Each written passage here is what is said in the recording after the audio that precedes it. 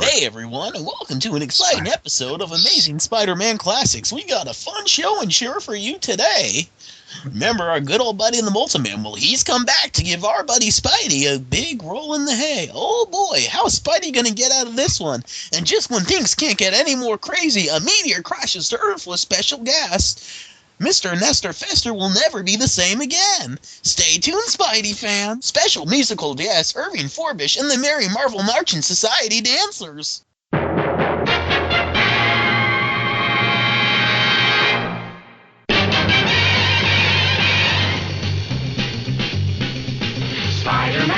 Spider-Man does whatever a spider can. Spins a web any size, catches thieves just like flies. Look out, here comes the Spider-Man. Hello and welcome to Amazing Spider-Man Classics in association with SpiderManCrawlspace.com. This is episode 24 of the show. My name is John Wilson, and with me today, as they always are when their health and electronics permit, are Joshua Lappin-Bertoni. I feel like I should run in through a banner or something with that kind of introduction, with my hands in the air. Well, as long as right behind you are Donovan Morgan Grant. Oh, when he called... No, I'm not going to do it. After having had some amazing guests for the last several episodes, and also Brad Douglas, we're going to be tackling this episode with just the three of us. That was supposed to be funny. You know what? It was funny, because you said amazing guest, and I don't know if you realize it, John, but the title of our show has the word amazing in it, as does the title of the book that we're reviewing. So when you say that our guests are amazing, it's kind of a pun. Really? Kind of, yeah. Are you sure? I'll check, but yeah.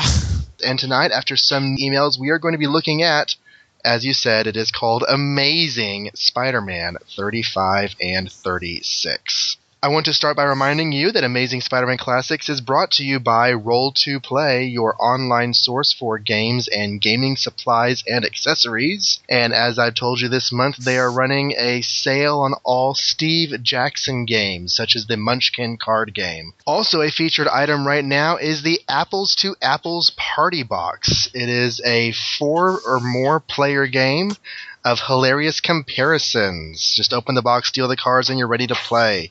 And that is available for $20.99 at roll2play.com, spelled with the number 2. First, before we get going, we have some feedback, both emails and iTunes reviews, which we would like to read and discuss. The first one is a brief note from Michael Bradley, which he titles Writing in Comics, Ray, Episode 20, which was the first Eddie D'Angelini episode where we discussed issues 28 and 29. He says, unfortunately, there are many former kids, myself included, whose parents required them to write their name in comics. Oh, he's replying to Eddie's sadness that his his anger. Yeah.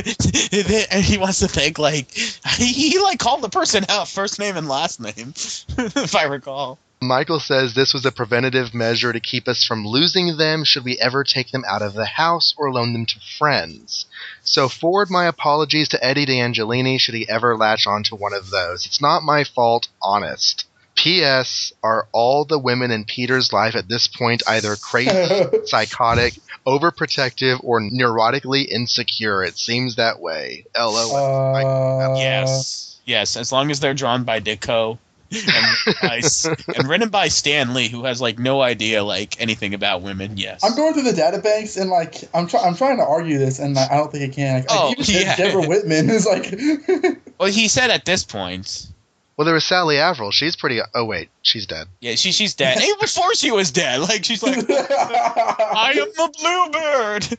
She blackmailed Peter into revealing that he took photos. Come on, Jason, let's spy on Spider-Man. Few years later. Yeah, what could possibly go wrong? Out the window I go. Yeah, like Steve Ditko. Sally Averill, Liz, okay, yeah, Betty, yeah, well, don't even need Betty, to no way. Aunt May.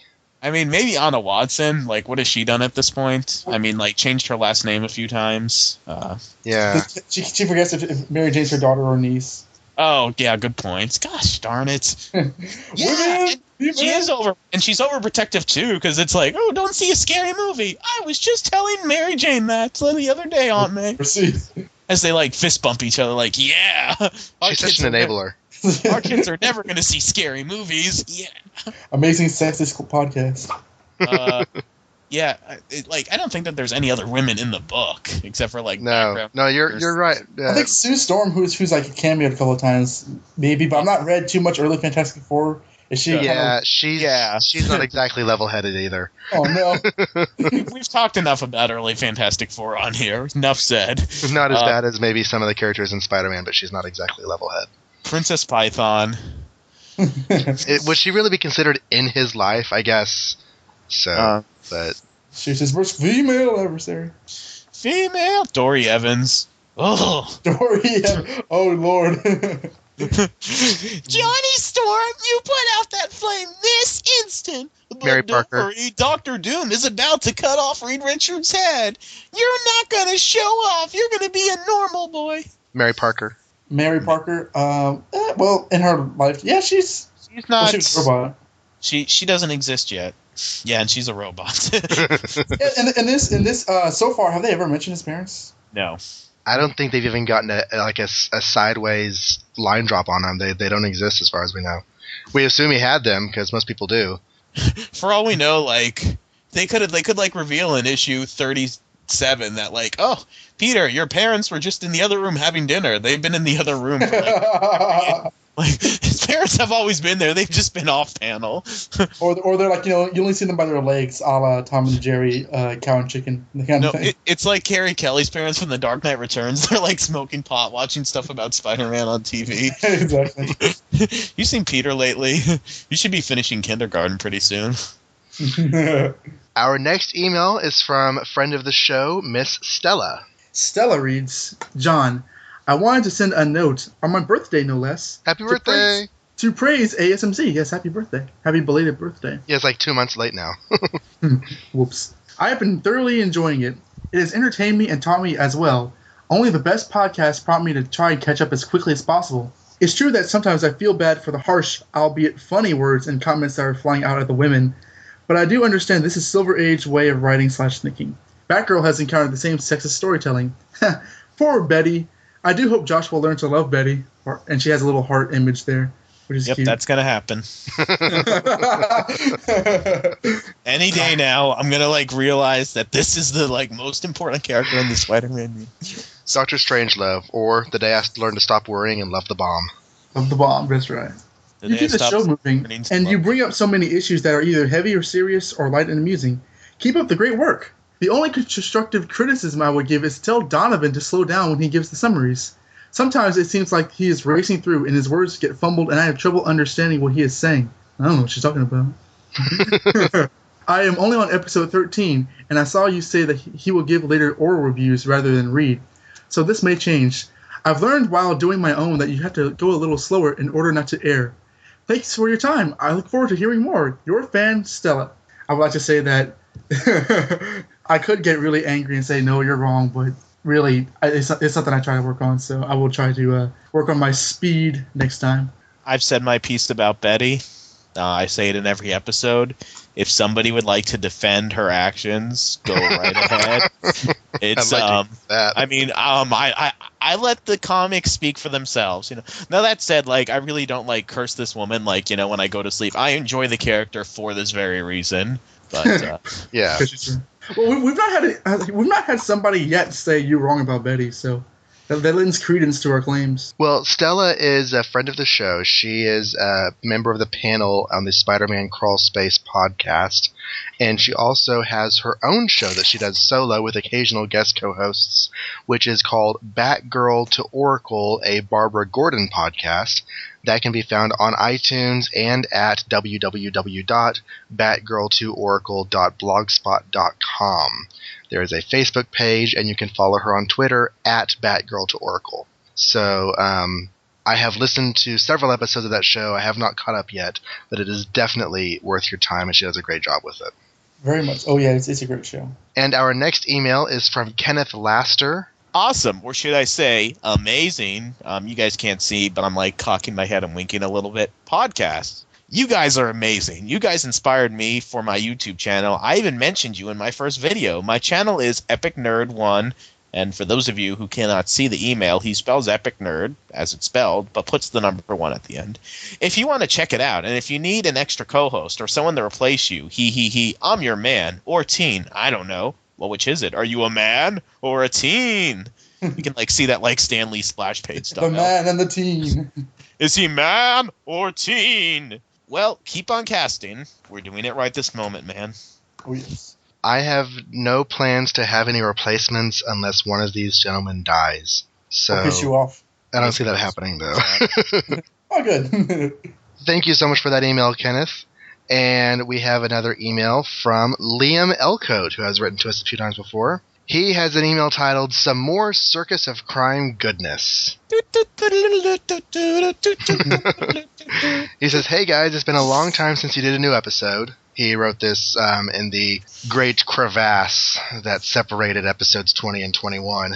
But since I'm your man for updates on the Circus of Crime, I thought I would bring to your attention possibly the best Circus of Crime appearance of all time. In Daredevil number 118, we see Daredevil face off against the Circus of Crime for the first time since Amazing Spider-Man number 16. I haven't read it yet, so I don't know what antics they get up to, although Princess Python is nowhere to be seen on the cover. Probably off on a date with Stiltman or something. The minute I saw the title of the issue, I knew I had to write an email because it's possibly the best title to come out of the 70s. I see it. The epic tale is titled Circus, spelled sideways, is death. Circus spelled backwards is female. Okay, I know that Stanley was not writing Daredevil this late in the game, so wow. Yeah. Yeah, I don't know who would have been on that by then. I have no. It wasn't Miller. He came on the 120s or 130s, but Miller would have been like circus spelled sideways is rape or something, or hooker, or the streets. I spent about 3 hours spelling circus sideways over and over again, trying my hardest to make it say death, being close to death. And at the end of the day, I can confirm circus spelt sideways is definitely not death. So, hurry up with the next episode, though, or the wait for it spelt sideways will most definitely be death. That's I'm scared now. We're recording it right now, man. Hang on. Coming soon to a theater near you. Rated R. That's pretty awesome. I just like Donovan's random rated R tag at the end. I don't know where I come up with that. Awesome.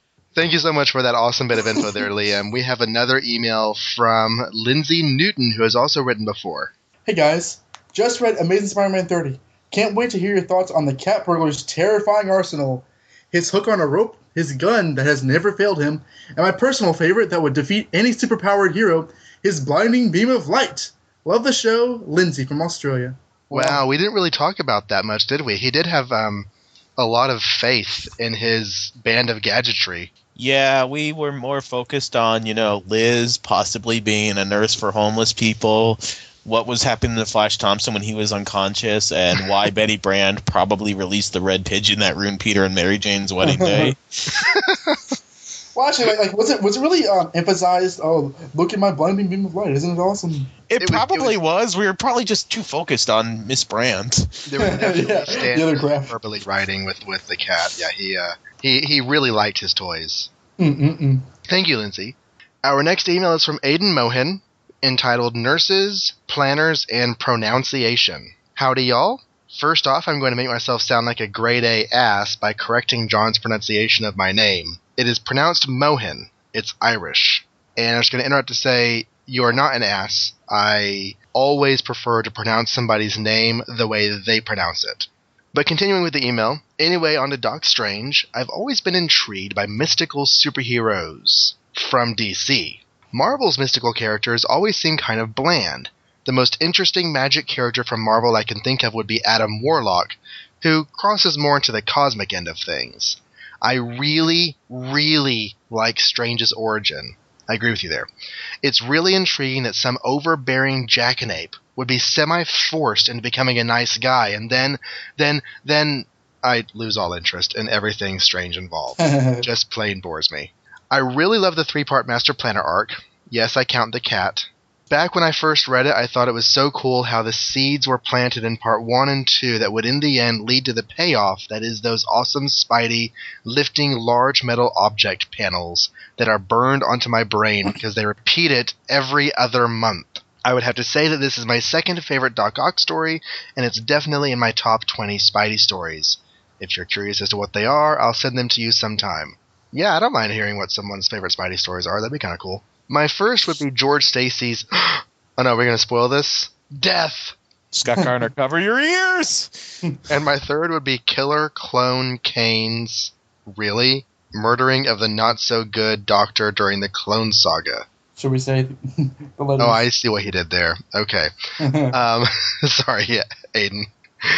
I thought that was the actual name of a character, and I was just kind of boggled for a second. But yeah, so now onto the show Politics. About the length, I would like the episodes as long as possible, the more classics as possible. From Oscorp's Dark Enterprise, Daily Bugle, and Williams Innovations employee Aiden M. Mohan. Thank you, Aiden. We do appreciate the email, and again, never feel bad about correcting me, any of you out there, on how to say your name. Because I would rather do it correctly. So, by the way, John, you've been pronouncing my name wrong the entire time. It's really? Never mind. Speaking of pronouncing things correctly, Oliver Viller. Oliver does write an email that Josh is going to read. Hi, guys. Finally listened to the episode. I think Eddie should be on the show all the time. The statement that he made about how energetic you guys are on this show is spot on. I've listened to every episode so far, and it's like hanging out with other knowledgeable and passionate Spidey fans who really know what they're talking about. Dude, I have no clue what I'm talking about. I just BS for about 6 hours. Dude, there's no such series as Untold Tales. I made it up. It just sounds hard. Betty Brant, she's actually like the best character, so you know. Yeah. How awesome is Betty Brant? I've never been a fan of Annual 2, so I'm glad that was discussed first. As far as issue 30, I couldn't wait for the discussion on that. According to the 1985 ASM Index, issue 30 marked the first time Jonah is seen at home. Until this podcast, I never realized how annoying Betty Brant could be during the Lee Ditko. I know, right? Neither did I. Very true. The discussions you guys have about every issue so far are very entertaining, and hope this podcast stays on forever. Looking forward to listening to the next episode. We plan to go until Skynet revolts. Maybe after that, but we'll have to be underground. I like the fact that everyone really takes to the special guests. I think we've always had an email that said more Bailey, more JR, more Brad, more Eddie. I think it's more Lacey. I think we want more Lacey at least. I know that. I've heard compliments on every person we've had so far, so that's good. I'm glad that we have good people. So all of you out there who I have lined up to be on the show in the future, pressure's on.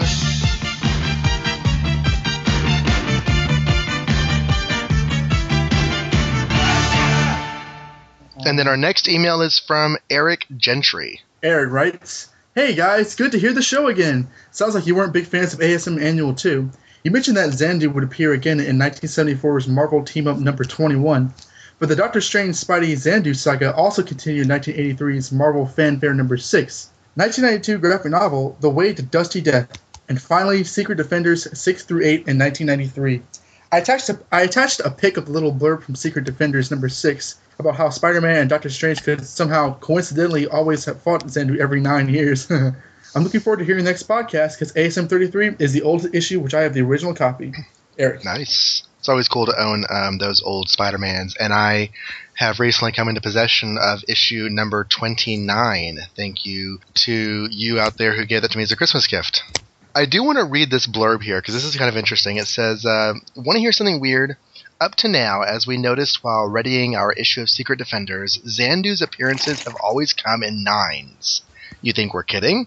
Xandu made his debut in ASM Annual number 2 in 1965 by the team of Stan Lee and Steve Ditko, as reprinted a couple of years back in a Marvel Masterworks edition. It was 9 years before Doc and Spidey were reunited against the green-clad anti-guru in 1974 for his second shot at the Wand of Watum by writer Len Wein and artist Sal Buscema. Then in 1983, Marvel Fanfare number 6 featured Spidey and the Scarlet Witch against our malevolent monocled magician, courtesy of Mike Barr and Sandy Plunkett. And only a few months ago, in 1992's Spider-Man Doctor Strange bookshelf format, The Way to Dusty Death, still on sale in better-stocked comic shops everywhere, Xandu made a disaster-laden comeback in a story by Roy Thomas, Jerry Conway, and Michael Baer. Or Barr, it's kind of blurred, I can't tell. And believe it or not, it was all coincidence. If we'd waited that long to spotlight Xandu's 5th appearance, we could have subtitled it Xandu 2001. So we hope you don't mind that we decided to jump the gun by 8 years. I don't think there was a Xandu appearance in 2001, sadly. It broke the pattern. Sadly, huh? Yeah, sadly. I've just had Olivia Newton-John in my head the whole time you read that email.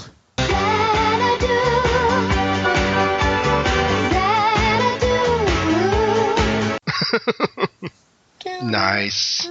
Well, the guy's name was Xandu, not Xanadu, which was really hard to try to get straight when you were... Words sound like Xanadu. Yeah.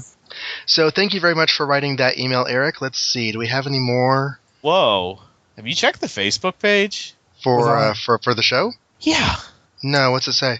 Okay, edit this out, but I am so sick of people complaining about the most stupidest mundane things.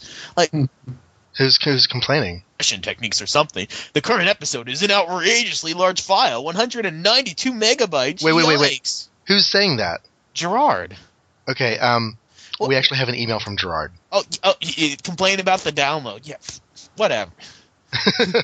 Okay, this took me 6 hours to download it. Josh, have you looked at this thing? He says... Is it worse? Is it worse? Well, I'll let you be the judge. He says, "Killin' time" is the subject of his email. Dear Classics crew, I have to confess I've been quite the hypocrite this week. After openly complaining to John that episode 21 was too long an episode and too large a file, I found myself spending many hours in a hospital waiting room in need of something to occupy my time. Sure enough, I had episode 21 already loaded onto my PSP. Amazingly, I listened to the entire gargantuan monstrosity in one sitting. Even more amazingly, it held my interest and was consistently entertaining throughout. Kudos to you guys for putting together such a great installment. While it was awfully uncomfortable to have everyone staring at me as I tried not to crack up in the middle of the waiting room, it was totally worth the potential embarrassment. Bertoni's quasi-reenactment of the Betty-Peter breakup scene nearly had me peeing my pants with suppressed laughter. You in this round, Wilson. Gerard Delatour II. Oh. So he took it back. So thank you very much for that email, Gerard, and putting Josh in his place. Before we move on to comics, we have 2 iTunes reviews. Dun, dun, dun, dun, dun, dun. 5 stars. The Marble Man says Spider-Man Classics is nerd-tastic. Simply stated, the best spider-centric podcast available. Hosted and presented by 3 uber nerds, which is a compliment in my book, who love Spider-Man comics and who know a great deal about them. This show entertains, educates, and continually tugs on the nostalgic heartstrings while taking listeners on a thrilling tour of every issue of The Amazing Spider-Man ever. If you've never read these issues, you'll love this show while learning a great deal about Spider-Man's continuity. If you've read the issues, you'll still learn a great deal about Spidey's history from 3 delightful authorities and their occasional guests, while reminiscing about your first exposure to these wonderful comics. That was an awesome review there, Marvel Man. Thank you so much for saying that. Oh yes, thank you very much. I'm astounded that we continue to entertain. We just do this for ourselves. And our other review was from Rick and Roll.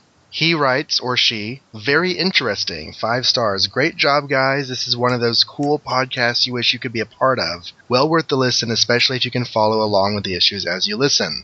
Thank you so much for that, Rick and Roll. We really appreciate the support from all of our reviewers on iTunes.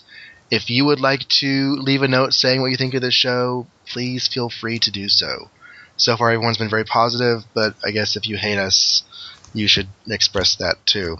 Just don't leave your home address, because it might have to hurt you. That's a promise.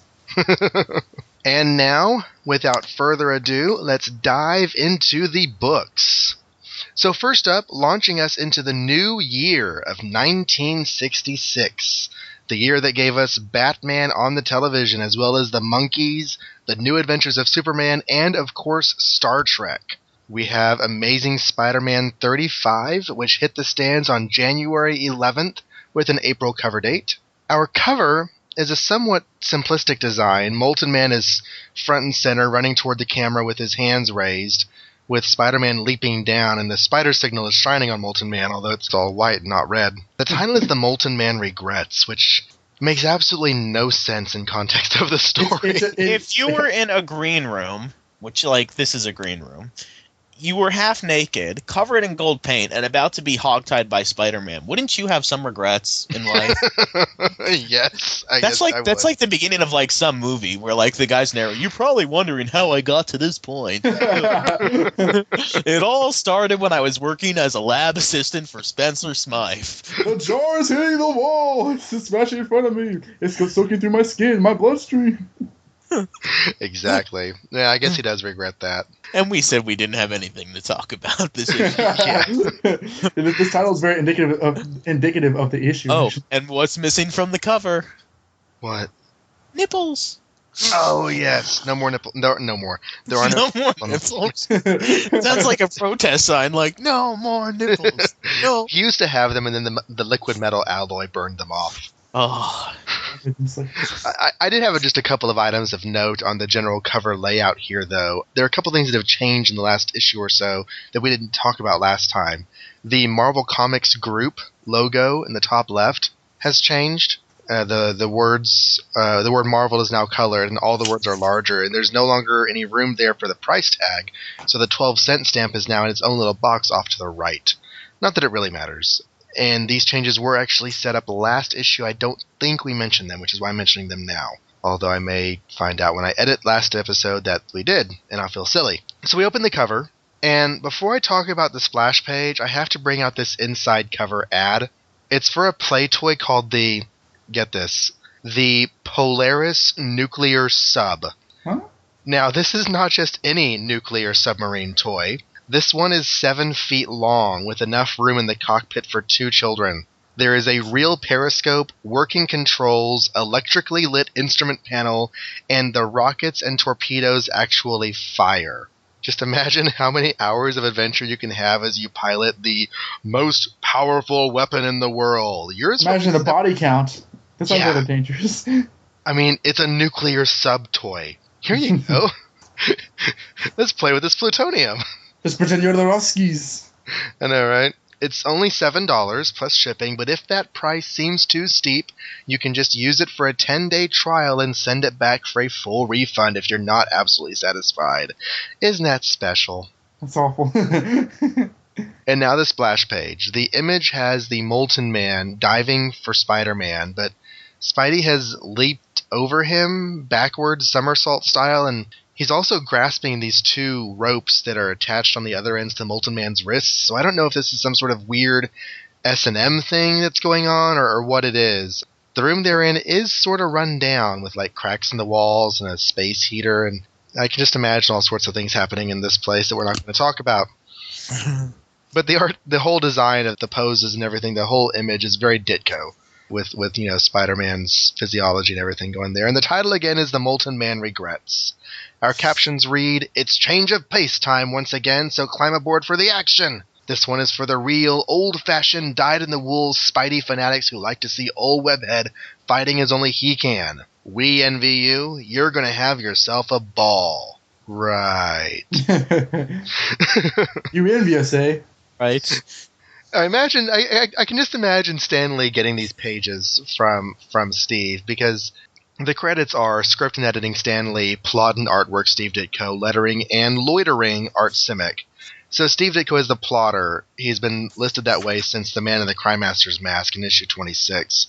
So, we're going with the theory that he and Stan are not really talking much. He's just drawing out the stories and sending them in. So I can imagine Stan Lee getting these pages, and there's no story. It's just Wait a second. Action. Of course this is so Steve Ditko. Isn't like a big, naked, muscular gold guy, isn't that like an iconic Ayn Rand image? Oh, with Atlas? Yeah. Atlas Shrugged. Uh-oh. Isn't that the Ayn Rand title? Yeah, that's one of the books. Atlas Shrugged and... The Fountainhead or something? Yeah. Yeah. If Ayn Rand is listening right now, please... Or wait, is she dead? Do you think possibly that the idea for the Molten Man is an Ayn Rand takeoff? I surely hope not, because I've never read Ayn Rand, but like I remember a girlfriend in high school reading one of the books, and there was like a naked gold guy on the cover. Well, not only that, but what does it mean when he's tied up and hogtied and left for the police? I don't think anyone read anything into that until we said it. That's how we roll.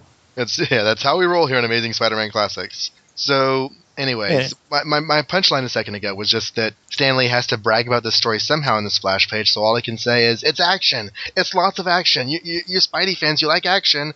That's the only thing you get for 20 pages in this story. So, getting to the actual story, we start out months ago. Mark Raxton, the Molten Man, has a hearing with a lenient judge who suspends his sentence, essentially leaving him free as a bird, mainly because it's his first-time offense, and because he has agreed to pay for the damages he caused. He goes back to his apartment and gets all naked. Or almost naked. He has like these golden undies we've laughed about a couple times already. They're kind of like Namor's, which kind of makes you wonder why he was wearing these on the day he got moltened, or melted, or whatever it is. When he got molten, yeah. As he walks out of the courthouse, there's no law against a citizen owning a gold piece of skin attached to himself. So while he's standing around in his apartment all naked, he bends some girders and crushes some walls and decides that this should keep him entertained enough for a while, so he's going to lay low and not bother Spider-Man. Now, I'm guessing that this all takes place a little while after issue 28, but before issue 29, because 29 to 33 all kind of make one story. But I don't know. So we hop in our DeLorean and jump forward many days, and we see a bearded man robbing jewels from a jewelry store. The store owner shoots the thief, but bullets bounce off and the thief crushes the pistol in his hand. Thinking this may be George Reeves in disguise, Spider-Man jumps into the fun. He had just happened to be swinging by when he heard the shot, but the bearded thief makes short work of Spidey, faking a surrender and then landing several punches without giving Spidey the chance to react. And then he runs away. And the shop owner gets in the way when Spidey tries to leap after him, so by the time he makes it outside, the thief has already disappeared. Now, I actually don't believe for a second that the Molten Man could have moved so much more quickly than Spider-Man like he did here, but I'm not Steve Ditko, so I don't know. He has the power of Molten! Everyone knows that Molten is the most fastest of metals. Didn't he say that last time, that he has the power of molten metal? Wooden chairs! Yeah. Yes, exactly. The thief runs back to a decrepit apartment. I love how it's described as decrepit in the dialogue. Decrepit digs, as it were. He takes off his rubber mask to reveal, gasp, the Molten Man. With a cigar. Who didn't see that coming? He takes a cigar. So Spider-Man swings around in search, but then decides to grab a paper of the events that just happened. Wow. Talk about your lightning speed printing presses. He has a fight with the Molten Man and swings over to the newsstand and grabs the paper that talks about it. It was Twitter, the newspaper. Right, or, like the instant publishing of 2061 or something. When he gets home, a stream of consciousness thought process leads him to guess that it might have been the Molten Man in disguise that he fought earlier. And I wonder if the rubber mask tipped him off that it might have been a disguise. I don't know. No, the way he came to this conclusion was so stupid. Boy, he sure packed a punch like iron. Iron? Iron's a metal. And his punch felt like metal. It's a long shot, but it could be the Molten Man. Dude, it sounds like the exact sort of thing that Batman and Robin would say on TV show. That is so 1966 Batman. Pretty fishy what happened to me on that ladder. You mean where there's a fish, there could be a penguin? But wait! It happened at sea. See? C for Catwoman. Yet, that exploding shark was pulling my leg. The Joker. It all adds up to a sinister riddle. Riddler? Wait a second. He was stealing a lot of money. Boy, that guy sure loves his green. Green? He did laugh like a goblin. I bet you that it was the Green Goblin. It's a long shot, but... And we all die. For those of you who don't get the joke, if you really want to, watch the 1966 Batman movie. Oh, please. It is such a funny movie. But be warned, and if you can get past the exploding shark sequence, you'll be all right. Some days you just can't get rid of a bomb. Words to live by. Oh, So, They had a callback to that in Nightwing Year 1. He's like trying to get rid of a bomb, and he says, it's like Bruce used to say, some days you just can't get rid of a bomb. Right. That did not need to happen. So in any case... I enjoyed it. Peter switches back to Spidey and goes to Raxton's last known residence, but the Molten Man's not there. So he camps out on a nearby roof until he sees a light come on. Spying through the window, he watches Mark Raxton undress. And a half hour later... What? I do beg your pardon. I really don't want actual issue caption. Yes, it's the actual... He's watching Mark Raxton undress, and then a half hour later, after Mark has gone to bed, it says... Peter's thinking, I wonder if he's gold all over his whole body. I must find out. There's a statuary match the drapes. Hey, you know what? We were all thinking it. So I applaud. Don. Someone threw a goldenrod in the back. Oh! These are not the pants you're looking for. So Spider-Man... Goldfinger! Okay, we're done. We're done. Spider-Man slips his hand through the open window and leaves a spider tracer behind Raxton's jacket lapel. And as the days slowly pass, Peter finally gets a blip on his electronic gizmo. Note, he is still using his handheld device to track the tracers, but, second note, this is the last time he does it. Because next episode we get the Spider Sense tracking the spider tracers. This is also the first time they're actually called spider tracers. Just, for the record. Yeah, when I was a kid, I was like so used to the tracking device because that's what they did in the animated series. Okay. And, I think we said before, it just makes more sense to have him tracking device. Once you give his spider sense radio frequency tuning abilities, then it gets kind of weird. I've gotten used to it. I can roll either way. Yeah. Well, it's been this way for 50 years, so we're stuck with it. But just saying. You say we're stuck with it, but I mean, Mephisto's just a phone call away. That sounds like a slogan. Mephisto's just a phone call away. Annulments. Everyone knows Spider-Man never used a device to go through his spider tracers. It was always his way. And now he never asked Mephisto to change it. But anyways... But when he follows the signal, Raxton's doing nothing devious, so he just has to keep on doing his own little thing, and days later... And nobody notices the gold man walking on the street. Right. Mr. Goldman, do-do-do-do-do. When Peter's studies are again interrupted by another blip on his tracer tracker thingy, he's not too hopeful, but he does go out, and he follows Raxton to a mysterious door. I wonder how many other superheroes are as worried about passing their exams as about belting the bad guys. IRONY.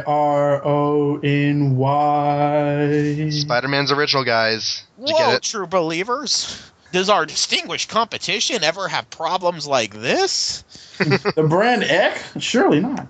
Surely not. But Raxton does eventually emerge from the mysterious door in disguise, and while he was in there, he became the High King of Narnia for 20 years. And after Pac-Man's dad tells us to start our own business repairing electrical appliances on the ad page, Spider-Man follows the disguised Raxton to the alleyway behind the jewelry shop he tried to rob before. I didn't mention it before, but in the first scene, the Molten Man ended up leaving behind the tray of jewels that he had been trying to steal, so now he's going back for them. Remembering his lesson from the beginning of issue number 4, Spider-Man allows Raxton to actually break into the safe before tackling him. And he both snaps pictures before attacking and sets up his pictures to go automatically while he does attack. He throws lots of webs all over the disguised Molten Man, but Raxton just pulls off his disguise and the webs with it, coming after Spidey in all his golden, nearly naked glory. Dude, Stop. He was so eager to take his clothes off. I was about to say like they don't show it, but imagine actually pulling his pants down and stepping out of them. That's just really weird. Spider-Man throws the webs over him, and Mark reaches down for his belt buckle.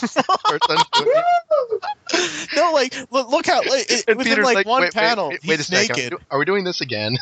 Oh no! Come on, this guy has a fetish. I swear. We also didn't mention that he has boots for some reason. Poor Liz. What must she have used to come home to? Her brother, wrestling with his friends and just throwing all his clothes off. Ma, he's doing it again. He had issues from childhood. Mom, why aren't you doing anything? Why are you crying? I don't know what my last name is. They call me Mrs. Hilton at work. I don't know how I even spell my name with an A or an E. And your dad's name is Mr. Brands. Nice. Okay, that joke's been driven into the ground by me, though. A little bit, yeah. That's okay.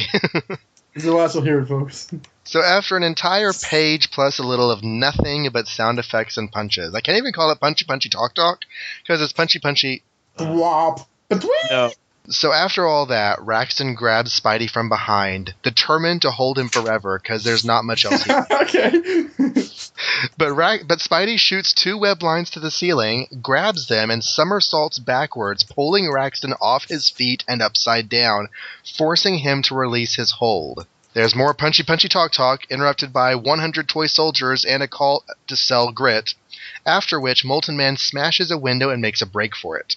He runs home, but Spider-Man gets there ahead of him and is waiting in the shadows when he arrives. And I have to say that this panel right here might be the best part of the issue.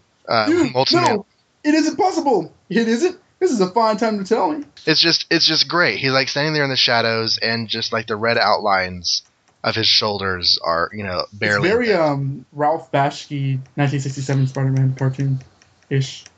It is. It is a bit like the early cartoons. So yeah, that's the first panel of page 15. It's amazing. But the Molten Man attacks, crying, "Once I've beaten you, there'll be nobody left to stop me." Spidey replies, "Don't kid yourself. There's always Irving Forbush." "Who's he?" "Forget it. It's an in-joke." And I do believe that this is the first mention of the non-entity Irving Forbush in the Spider-Man book. Hooray! Who is he again? He's nobody.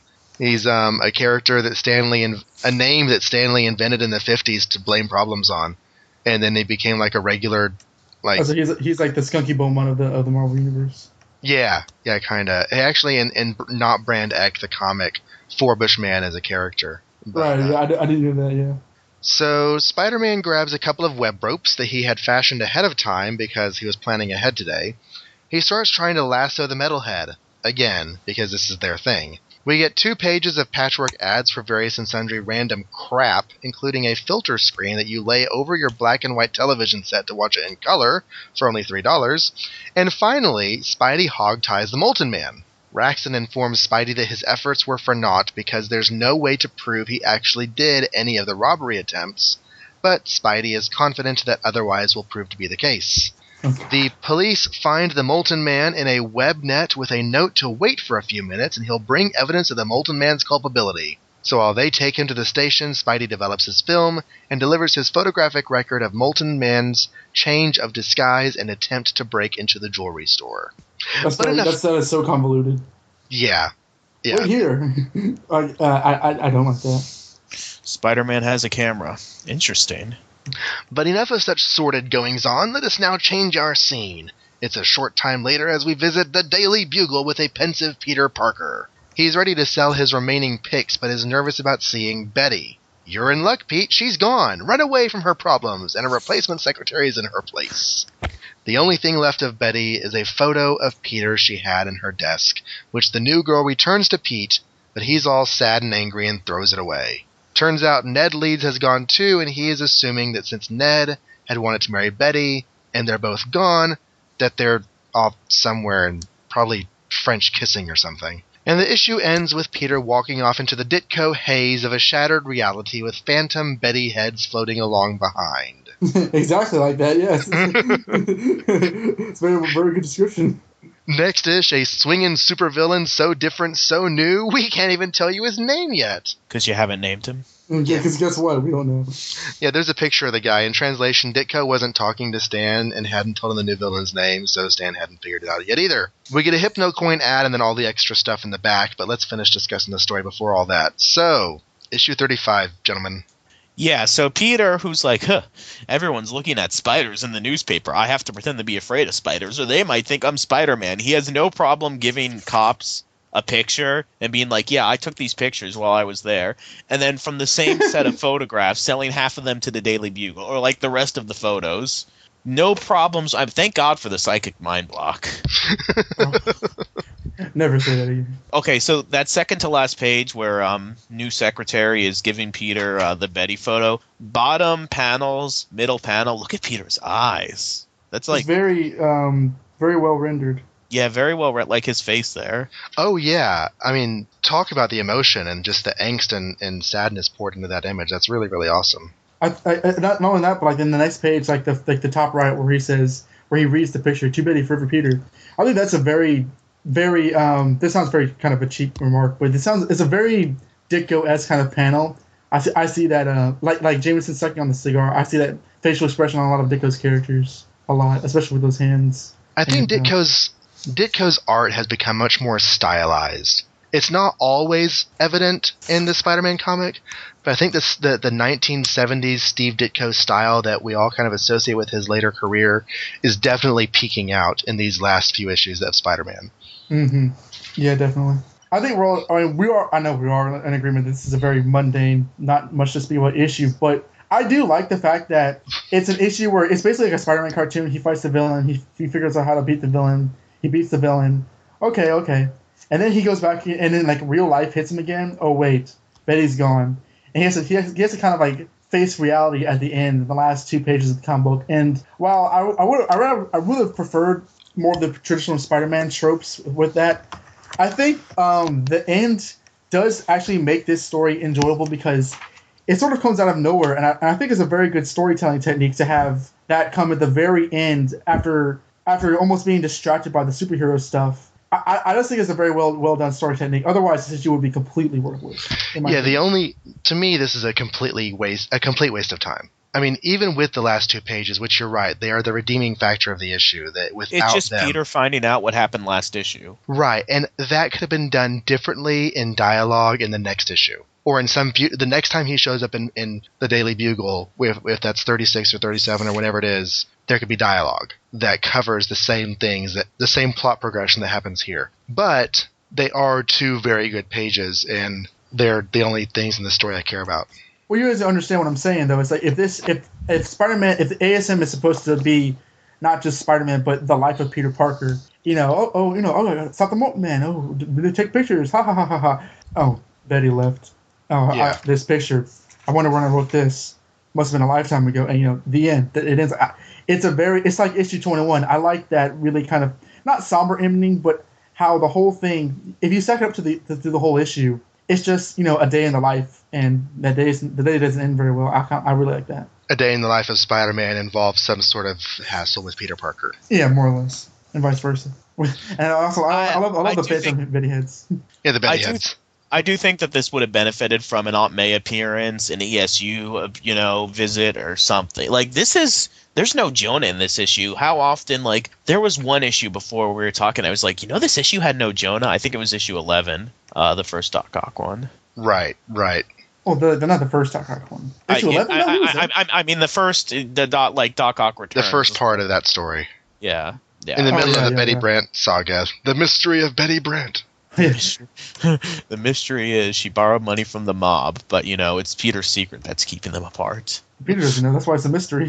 Why is Betty so angry or so sad? Dude, look at the motion lines when the picture falls into the garbage. He did not drop that thing in there. Look at the angle. He chugged that thing in there, Spider. As he should have, like a man.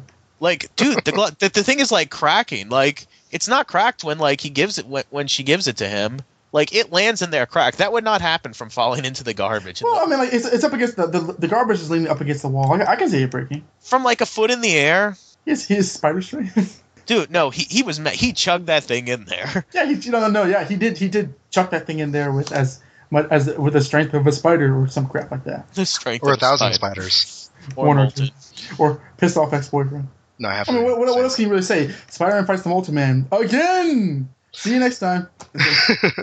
and really, the Molten Man fight in issue 28 was incidental to that issue as well. I mean, that issue was all about the graduation from high school. Yeah. And that was the main thrust, and there was just a superhero fight because you had to have a superhero fight. So we have 2 Molten Man fights, and so far, neither one has been very important. And that may be why the character goes away for 100 issues after this. I was about to say, yeah, I mean, you can see Stan Lee saying, you know what, I can't do much with this character. I mean, there's instances where you say, wow, Stan Lee didn't use the Scorpion for a long time. I wonder why. But this one, you understand why he wouldn't have.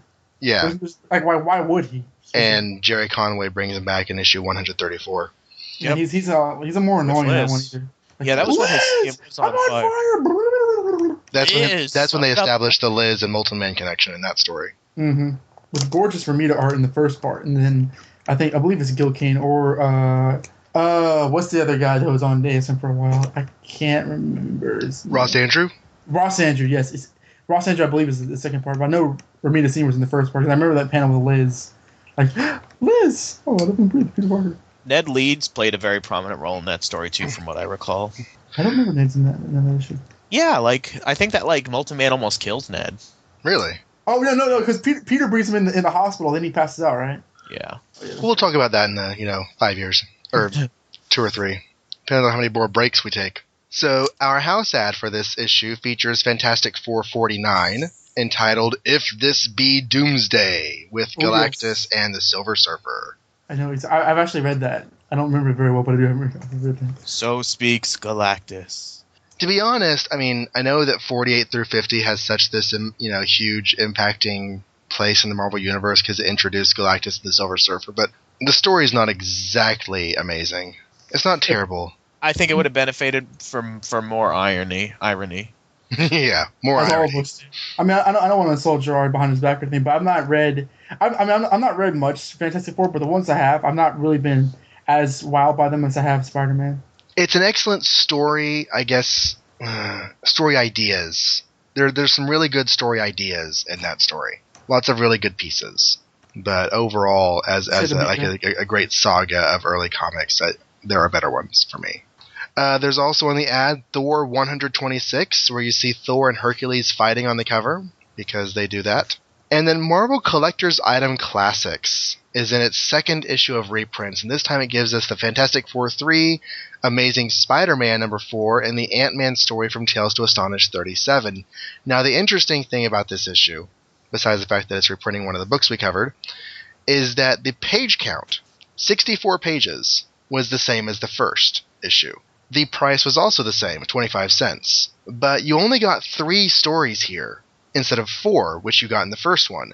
And those remaining pages were replaced with ads. So you actually got significantly less for your 25 pennies than you did with the previous issue. I just thought that was kind of a neat little, interesting little money-making move on Marvel's part.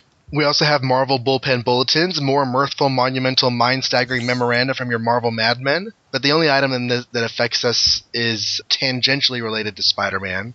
It says, Did you know that you serious collectors can build a complete file of all our early superhero stories by not missing an issue of the sensational giant-sized 25-cent Marvel Collector's Item Classics on sale every 3 months? Of course, it'll take a few centuries for us to reprint all of our early epics in this manner, but think of the fun you'll have growing old with Marvel. They did fully intend, it sounds like from here, to reprint their entire library to date through this reprint mag. But Spider-Man no longer appears in it after this second issue. So we no longer care about Marvel Collector's Item Classics from this point forward. We also get 26 more MMMS members listed and the Mighty Marvel checklist.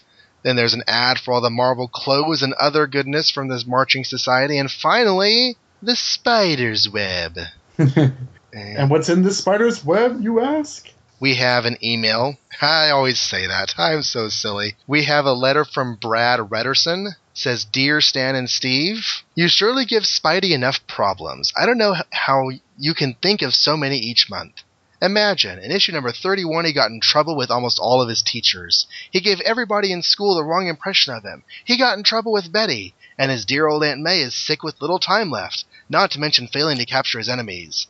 Don't you guys in the bullpen ever celebrate Be Kind to Spider-Man Week? Oh well, I guess things will turn out all right, even if Spidey has to buy a Brand X comic to conquer everything. I don't think anyone is left in this world who would buy one of your competitors' comics, even to save their dear aunt. Would any of you in the bullpen do that?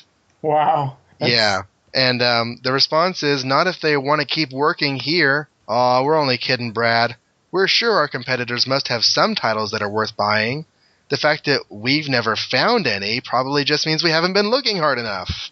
That was a little petty and cheap and picky. Yeah, a little bit snarky there. And then we have Tani Bakazi, who writes from the American University of Beirut in Lebanon. So they send him a free subscription for his troubles, so he doesn't have to scrounge around in Lebanon for their comics. Very nice. And then we have John Brandt. He writes, Dear Stan and Steve, please, I ask you as a dedicated Spider-Man fan, for every honest-to-goodness Marvel madman, knock off Aunt May. I mean, after all, what type of teenager, no matter how special he may be, could stand an ugly nag like her? If nothing else, she's nothing but a problem to him. I didn't mind good Uncle Ben and his converted rice. He didn't mind good Uncle Ben. He had, like, he did nothing. That's exactly why. I didn't mind the dead guy. The guy who, like, you know, was, how many pages was Amazing Fantasy 15, the Spider-Man story? 11 pages. And, like, how many of those, like, pages was Uncle Ben in? Like, 4? He strokes Peter's arm and dies. You're worse than a room full of alarm clocks. Here's a microscope, son. Oh, no, he's dead. I didn't mind that guy. And he makes good rice, too, according to John. But you had to do away with him. Now that nasty old witch is pushing our poor hero around and making him nuts. If you don't get rid of her soon, we may find our web-headed friend in the loony bin someday. You can be nice about her death. Just have Aunt May trip on her crutches, or choke on her beauty pills, or even have a heart attack after reading this great letter. Speaking as spokesman for the I Hate Aunt May because she's a troublemaking nag society, I want you to know that if you don't do something soon, we may be forced to picket the Baxter building until we get the Fantastic Four to do the job for us. Remember, the Thing has an Aunt Petunia, but she doesn't boss him around. That's because he's bigger and uglier than she is. Actually, yeah, because Aunt Petunia showed up once and she was a little hottie. Just saying. Not really. Well, John why does P.D. Parker have such problems? I hope by the time you receive this letter, the old witch will be gone. We can't take much more of her, and I bet Spider-Man is getting pretty sick of Pruneface himself. If he's this mad, he should check out the Spider-Man daily strips. Oh, no. The Thing actually has an opportunity to kill Aunt May, but he's not taking it yet. For those of you who are listening at home, currently in the Spider-Man daily strips, Aunt May's been kidnapped by the Mole Man, but there's a twist. Mole Man wants to take a wife. Everyone assumes that it's the hottie Mary Jane, but he's got his eyes on good old May Parker herself. And the Peter, the Thing, and Mary Jane's surprise, May's actually considering going through with the marriage. Whoa, web snappers, what's gonna happen next? Tune in tomorrow. Wow. Thanks, Josh, for the little recap there. But that was the majority of John Brandt's letter. I should do, like, my issue recaps like that. Just improv. Just like, I'm not... Like, whoa, Norman Osborn snuck up behind Spider-Man and knocked him out, and then shot Strom with the rifle. What is Osborn up to? Well, speaking of Mole Man wanting to bag Aunt May, part of the reply here is, do you want us to lose half our fans? We've been told that Mischievous May provides the romantic interest for our older Spider Files. Just wait till you get 50 or 60 years older. You're liable to think she's a real pussycat. That was me spitting my drink out. Okay, Stan. You tell us whatever you want. Yes. Yeah, I'm sure that there's people writing in, whoa, Ditko, can you draw more shots of Aunt May? Yeah, says the guy who said that she was hot in that one panel, I know, but, like, still. And the last one I wanted to read was from Art Ravison. He says, Dear Stan and Steve, now that your comics have become controversial enough to appear in the Village Voice, Cavalier, and to get Spider-Man's and the Hulk's picture in Esquire as two of the 28 people who count the most with the teenage and college rebels, I feel you should take a serious stand. My main concern is Spider-Man. Will he enter adulthood as a superhero defending the United States, giving money to charities such as orphanages and hospitals? Or, as I so desperately hope, will he go through college and become the first intellectual left-wing liberal superhero, helping to stop wars, supporting SNCC, CORE, and the NAACP, singing songs of Bob Dylan and every so often commenting on the works of Jean-Paul Sartre? Spider-Man has the potential to become the greatest comic hero of all times. Already his followers have disregarded the other groups of phony superheroes, and as a member of the MMMS, I would like to urge you to give Spider-Man a break. Don't push him into manhood too quickly. Give him a chance to develop into a superhero with a mind of his own, a personality, and at least a better judge of clothing. The choice, gentlemen, is up to you. Art Ravison, Stockbridge School, Interlaken, Massachusetts. But he's going to get more political when Romita's on the book. Definitely. That's a typical 60s world-moving liberal type of thing to write about Spider-Man, which, you know, I don't mean to sound cynical when I say that because I'm pretty liberal-minded as a politically speaking myself, but it's a very silly letter. I'm sorry, Don. I don't think he got political in the Romita days at all. What were they protesting? Dorm rooms? And then he has that one comment when Flash went to Vietnam, I don't know what's worse, fighting here or Flash fighting in a war that we shouldn't be fighting. That one comment. And then Robbie Robinson and his son Randy, and Randy calling Jameson. Oh yeah, that was politics. And what was the guy's name? Bullet calling Robbie a Sambo. Yeah, that was all conservative social issues. Yeah, Spider-Man's never really been much of a political commentator. I mean, I think Marvel has chosen other heroes to voice their views, but Spider-Man has rarely been the one. Well, actually, seriously, after Stan got off the book, because I think Stan was really the one who really brought all that stuff out. Was there any? I know Peter David. I heard Peter David's Spectacular was, he gave Spider-Man a more conservative tone, especially with the Sin Eater arc. Has there ever been a writer who brought a lot of politics into the books? I can't think of any off the top of my head. JR was on. He'd talk about Joe Kelly and the Obama fist bump from 24/7. Oh yeah. Well, that annoyed everybody. That annoyed me, and I voted for him. I mean, but that's the thing. That's why they haven't made Spider-Man too political, is because they don't want to risk alienating somebody one way or the other. You can't have Spidey say, well, Proposition 8 is just the bee's knees, or Proposition 8, or Proposition 8 sucks. Either way, somebody's going to be offended. Howard Mackey did have that one thing, in that annual where Mary Jane came back, Howard Mackey's last book, Aunt May's talking about how Anna Watson voted for the wrong president in the year 2000. Oh. And the issue closes with a next issue box. There's something different coming up for you in our next great Spidey saga. These past couple of issues have featured the return of former villains, but in Spider-Man 36 we've got a brand new one all powered up and raring to go. We think you'll really go for our mystery man. It took us longer to dream up a name for him than to write the story itself. At first we were going to call him the Meteor Man, and then, well, you'll learn all about that yourself next ish. Till then, don't wiggle your webs and face front. Now, doesn't he actually go by the Meteor Man eventually? Yeah, I'm pretty sure that he's been called the Meteor Man. He's been called a few things. I think the Looter is probably the worst thing they could have chosen for him, but we'll talk about that now. In the meantime, we're going to take a little break here. After these messages, we'll be right back. Yeah. Look, up in the sky. It's a bird. It's a plane. No, it's SupermanHomepage.com, the #1 Superman fan site in the world. SupermanHomepage.com, covering the world of Superman from the 1930s to today. News, reviews, rumors, and reports. SupermanHomepage.com for all your Superman comics, TV shows, movies, cartoons, radio shows, and more. Everything you ever wanted to know about the Man of Steel and more. SupermanHomepage.com. So we're back to talk about Amazing Spider-Man number 36, which was released on February 10th, 1966, with a cover date of May, and Donovan has the details. I'm going to try to go as slowly as possible to get it all in there. Spidey, as you like him, in college, in trouble, in action. That sounds like a James Bond trailer. When falls the meteor. Dude, I think that there is a Bond poster. It's James Bond as you like him, in love, in this. It's like mixing business with girls, mixing thrills with girls, mixing it like the first mixing girls with girls, and then some. To him, it's just a drop in the ocean. You only live twice, circa 1967. Okay. As I said, when falls the meteor? The cover is Spider-Man and his villain, which we will find out is called the Looter, and they're surrounded by a bunch of planets in a fiery sun. It looks like a planetary display.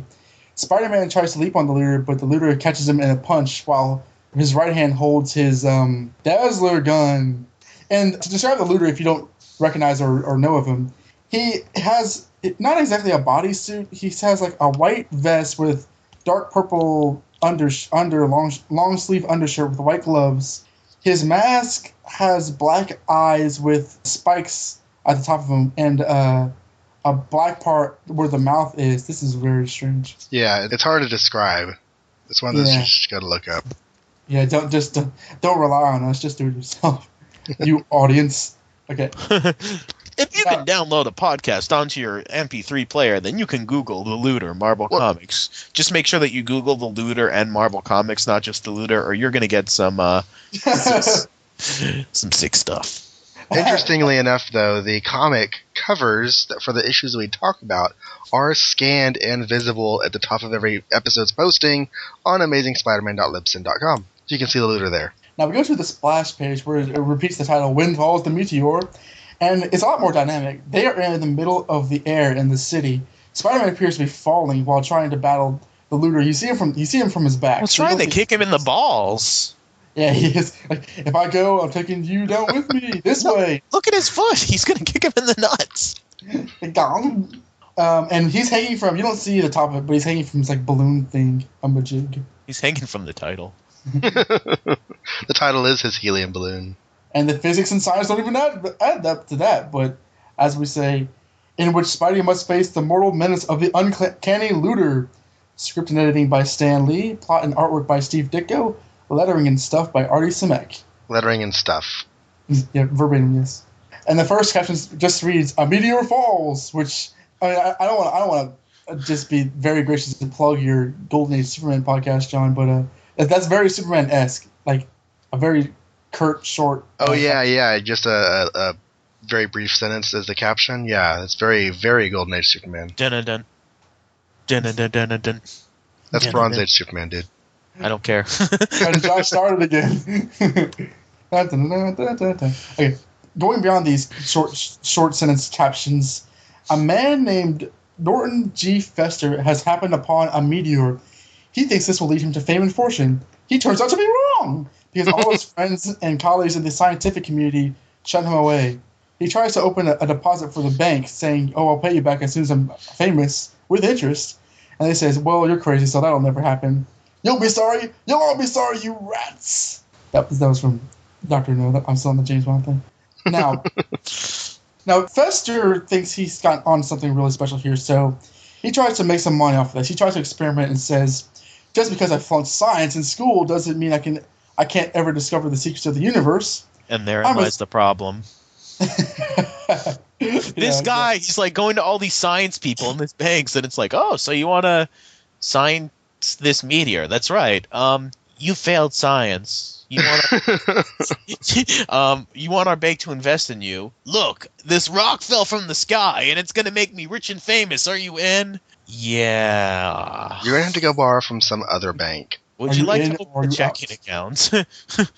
I should probably describe him without the mask. He has like a kind of a goat chin, dark brown hair, and his chin hair is like a goatee, so this guy is kind of distinctive. I think Ditko's having fun with the design.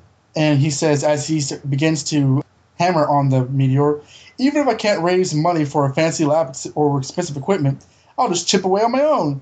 Maybe I'll accidentally stumble upon something, like Isaac Newton." And you guessed it, friend, NGF is a part-time nut. Yes, he is. He's also a pussycat, according to the next caption, as he hits a gas fixture and gas spurts all over from the meteor onto his face. He goes unconscious for a few moments, and then he realizes that he has superhuman strength, which, are we going to mark this up to the things that either should have killed him or not given him any powers? Because it could have been both. Yeah.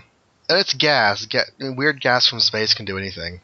I mean, it's not like spitting into my reality or anything, but it's a little... I mean, it's comics, but it's rather convenient also. He's actually lying on the floor for the whole book. He's just lying on the floor. This is just like an LSD trip.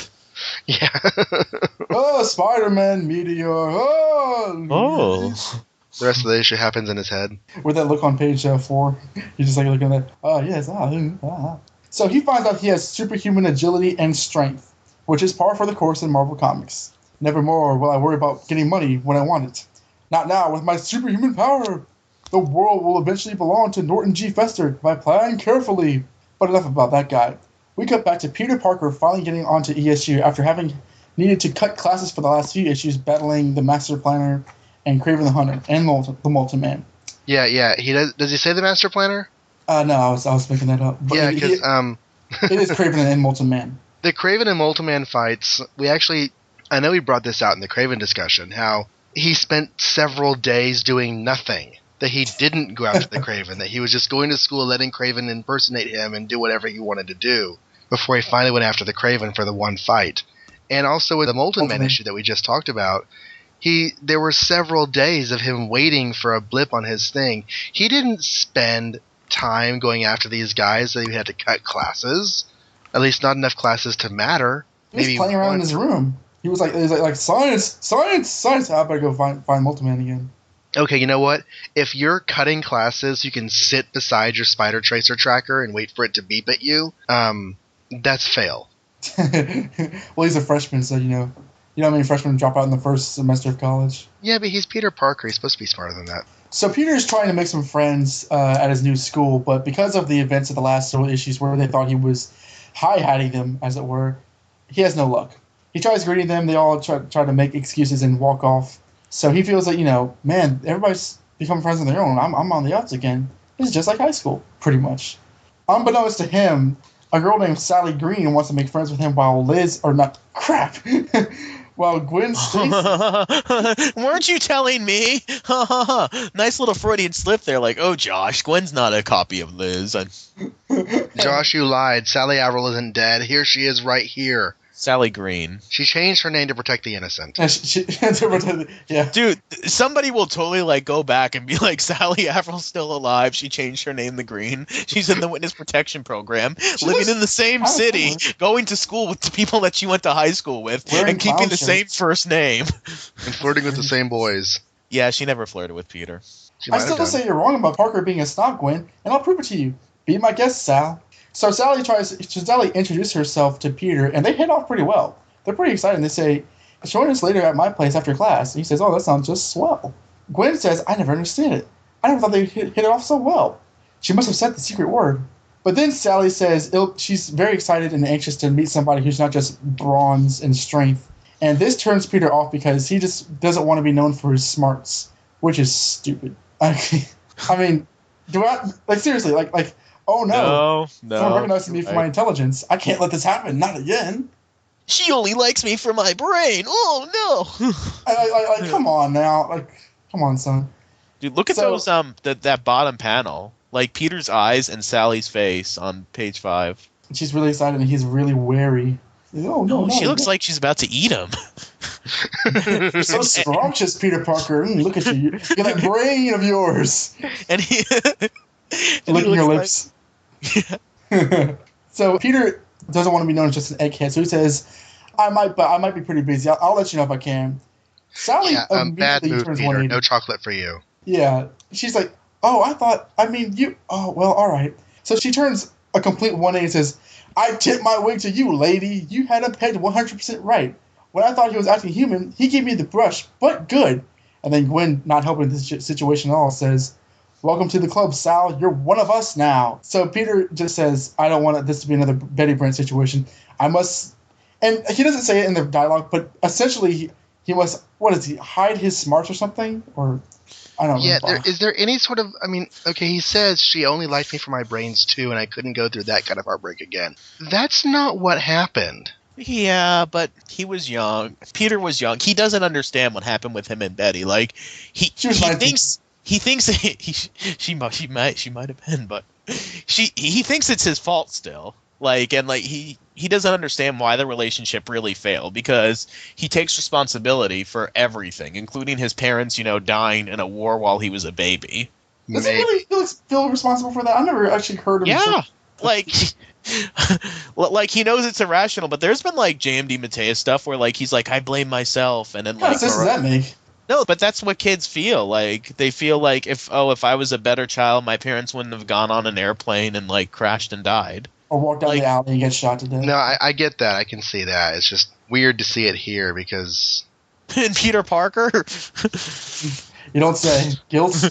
Shame? I don't know what you're talking about. Peter is gonna carry the blame for the Betty Brant breakup with him until the end of time. If I ever read Spider-Man, I'm gonna make that end of time come very soon and have that resolved, because that's Betty gets away with it. Grr, evil woman. So we go from ESU to the Midtown Bank, and Fester has now fashioned himself the costume on the cover, calling himself the Looter, and just rolls through the place, blinding everybody with his dazzle light gun, and steals the money. Easy peasy. He goes back to his apartment and says, "It worked so perfectly, but this is just the beginning. Each job will be more bigger, more spectacular." So the days go on without this guy being caught. But Spider-Man actually is shown in the next panel looking for him and trying to catch him. I had to stop you for a second here, Don, because we get where his name comes from. He says, "My greatest talent lies in crime.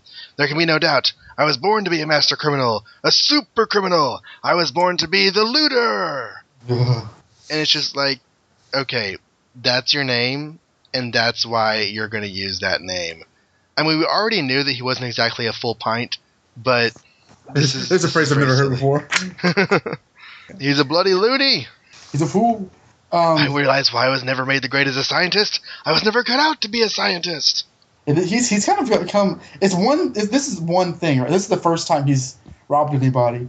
Like, this is happening. So, like, granted, he is good at it, I suppose. He does get away with it for a while, but that's what I call counting one's chickens. As Spider-Man searches for him, we go back to Luthor's apartment, and he realizes that there's no more gas for him in the meteor, so he needs to get more of the power source. No.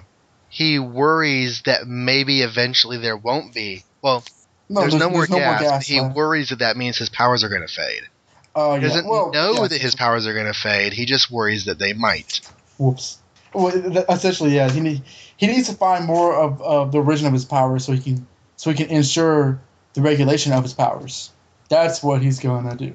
At the space exhibit, which this meteor is being held at, this extra meteor, Peter tries to get his mind off Betty by going in there, and Gwen Stacy happens to see him at the same time. So she devises her little feminine intuition to try to see if she can accidentally bump into him inside, and this turns out to be a very terrible mistake, but we'll get into that right now. I can see like a sitcom montage of like, some wacky music playing with like scenes of like Gwen trying to like, pass by Peter as he's like looking at test tubes, and like her getting more and more frustrated and like being less and less subtle as like the montage goes on. Peter is paying too much attention to the exhibits, and Gwen gets upset at this because that's how he rolls. While the looter is looking at the new meteor for him to steal. He busts in, makes a play for the meteor, and Peter sees this and now is thinking to himself, Peter Parker can't tackle him. I've got to change to Spider-Man. Gwen looks at this, mouths WTF, and says, "Why, that unmitigated coward! He's running away frightened!" So while the looter beats everybody up and makes a play for the meteor, Spider-Man now appears on the scene and they have a knockout, drag-out fight. Looter pushes an exhibit instrument into Spider-Man's face, and while he distracts him for a bit, Spider-Man gets the drop on him until Looter pulls out his dazzle gun. It's never failed me before, and it won't fail me now.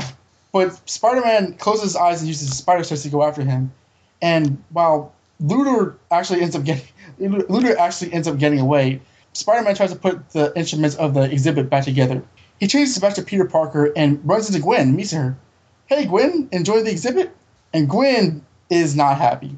Her dialogue is all frozen, and she has these really bad stink eye looks on him. "I was until now, Parker." "Huh? What I do? What's wrong?" "It's what you didn't do." And she thinks to herself, "You didn't stay and try to help." And while Peter is thinking to himself, how could anyone so pretty be such a nut? Gwen has this really nasty look on her face, which honestly startles me every time I see it. Vulcan eyebrows and just this really disdainful look on her face. It's not attractive. But Peter has a thought, how can anyone so pretty be such a nut? And this is an important life lesson. Craziness and hotness are independent of each other. You have to make sure that the level of crazy in a woman is outweighed by the level of hot. Those are the women that you want. How can somebody be so pretty be such a nut? Who did you just break up with? He never realized. Well, he didn't realize that. You have learned nothing. Yeah, but that wasn't Peter's fault. It was the fault of his secret. Well, would you guys agree that Gwen is more attractive than Betty? So the more attractive they are, the nuttier they are? The more attractive they are, the more nutty they're allowed to be. I definitely say that Ditko Gwen is more attractive than Betty. Yeah, that said, Ditko's Gwen scares me. Yeah, seriously, like the faces. I want to make a point of this.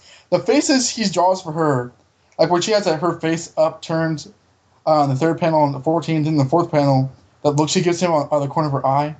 Those are really they're not bad drawings, but she looks so hateful. And you've never, when people think of Gwen Stacy, you're not gonna think of this, not at all. In fact, they probably either block these out of their minds or just chose to forget them. Yeah, She forever wears a green trench coat and a headband. And her hair's like fluttering out behind her as she runs. Yeah. So Fester goes back to his apartment, saying he should not have blundered in the way he did, and wants to plan more for the next time he wants to get the meteor. Peter runs into the people back at ESU, and Flash offers to throw the football with him. Peter flippantly responds, "Nah, if I outthrew you, you'd have a fit." Gwen responds by saying, "Peter Parker outthrowing Flash. That's the funniest thing I heard all day." Yeah, I have one word for you. Bitch. As Peter says. And I think everyone's like slightly afraid of Gwen in this panel. She's just like laughing and like she won't stop. And they're like, Gwen, what's so funny? She's like, I'll tell you later. I'm too busy laughing right now. She's all like starting to go maniacal and they're kind of giving her a look. She's like, and I guess Flash is kind of turned on because look how much she's smiling. And he's like, his arms are open. He's like, oh, come on, baby. And thus begins the Gwen Flash. No, just kidding. no. No. Not yet. Yeah, but you can tell how annoyed Peter is. And it's really a very believable expression. He's just like, what is it with you? Shut up. And he just leaves. He's like, why do I always get interested in girls that can't see me for dust? So yeah, Gwen is annoying. Spider-Man ends up looking for Looter, saying, it's probably too early to hunt for him now. I'll go back, give Aunt May her worrisome rest, and go back for the Looter later. And in typical Marvel fashion, he ends up saying, my patience paid off. I knew if I watched long enough, as Looter tries to make a play for the meteor once more. He breaks in and nearly snatches it, but Spider-Man swings in, saying, Looter says, Spider-Man, but how? It's a long story, but if you're really interested.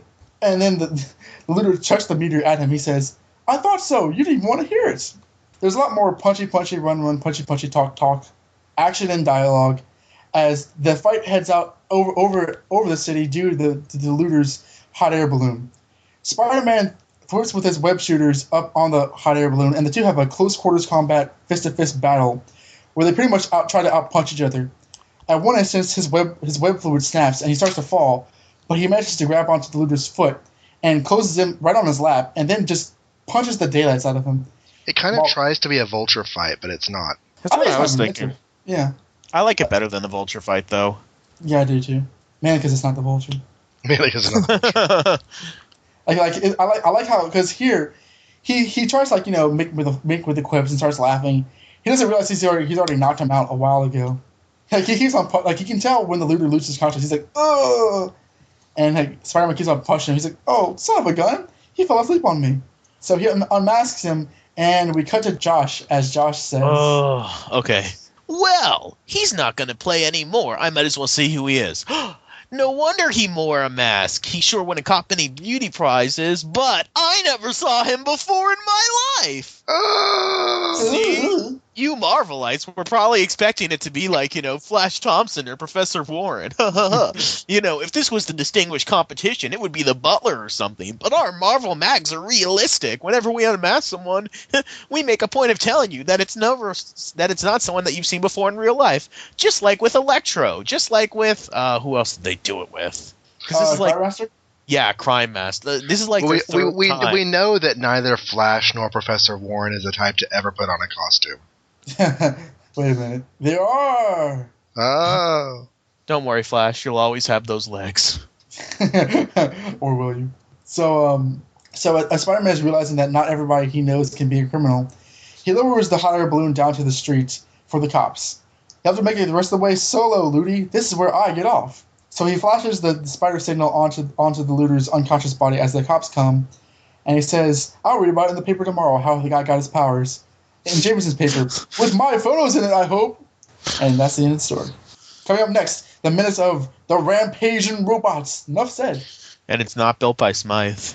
Yeah, no, Smythe's not gone crazy just yet. Yeah, I always get confused about this particular issue because it's not a Smythe issue, and I'm wondering why. It should be a Smythe issue, but it's not. Well, see, I think that's one of the most important issues of the Ditko run because it does set up so much, and there's a lot of stories that play off of threads left in that upcoming issue. Oh, yeah.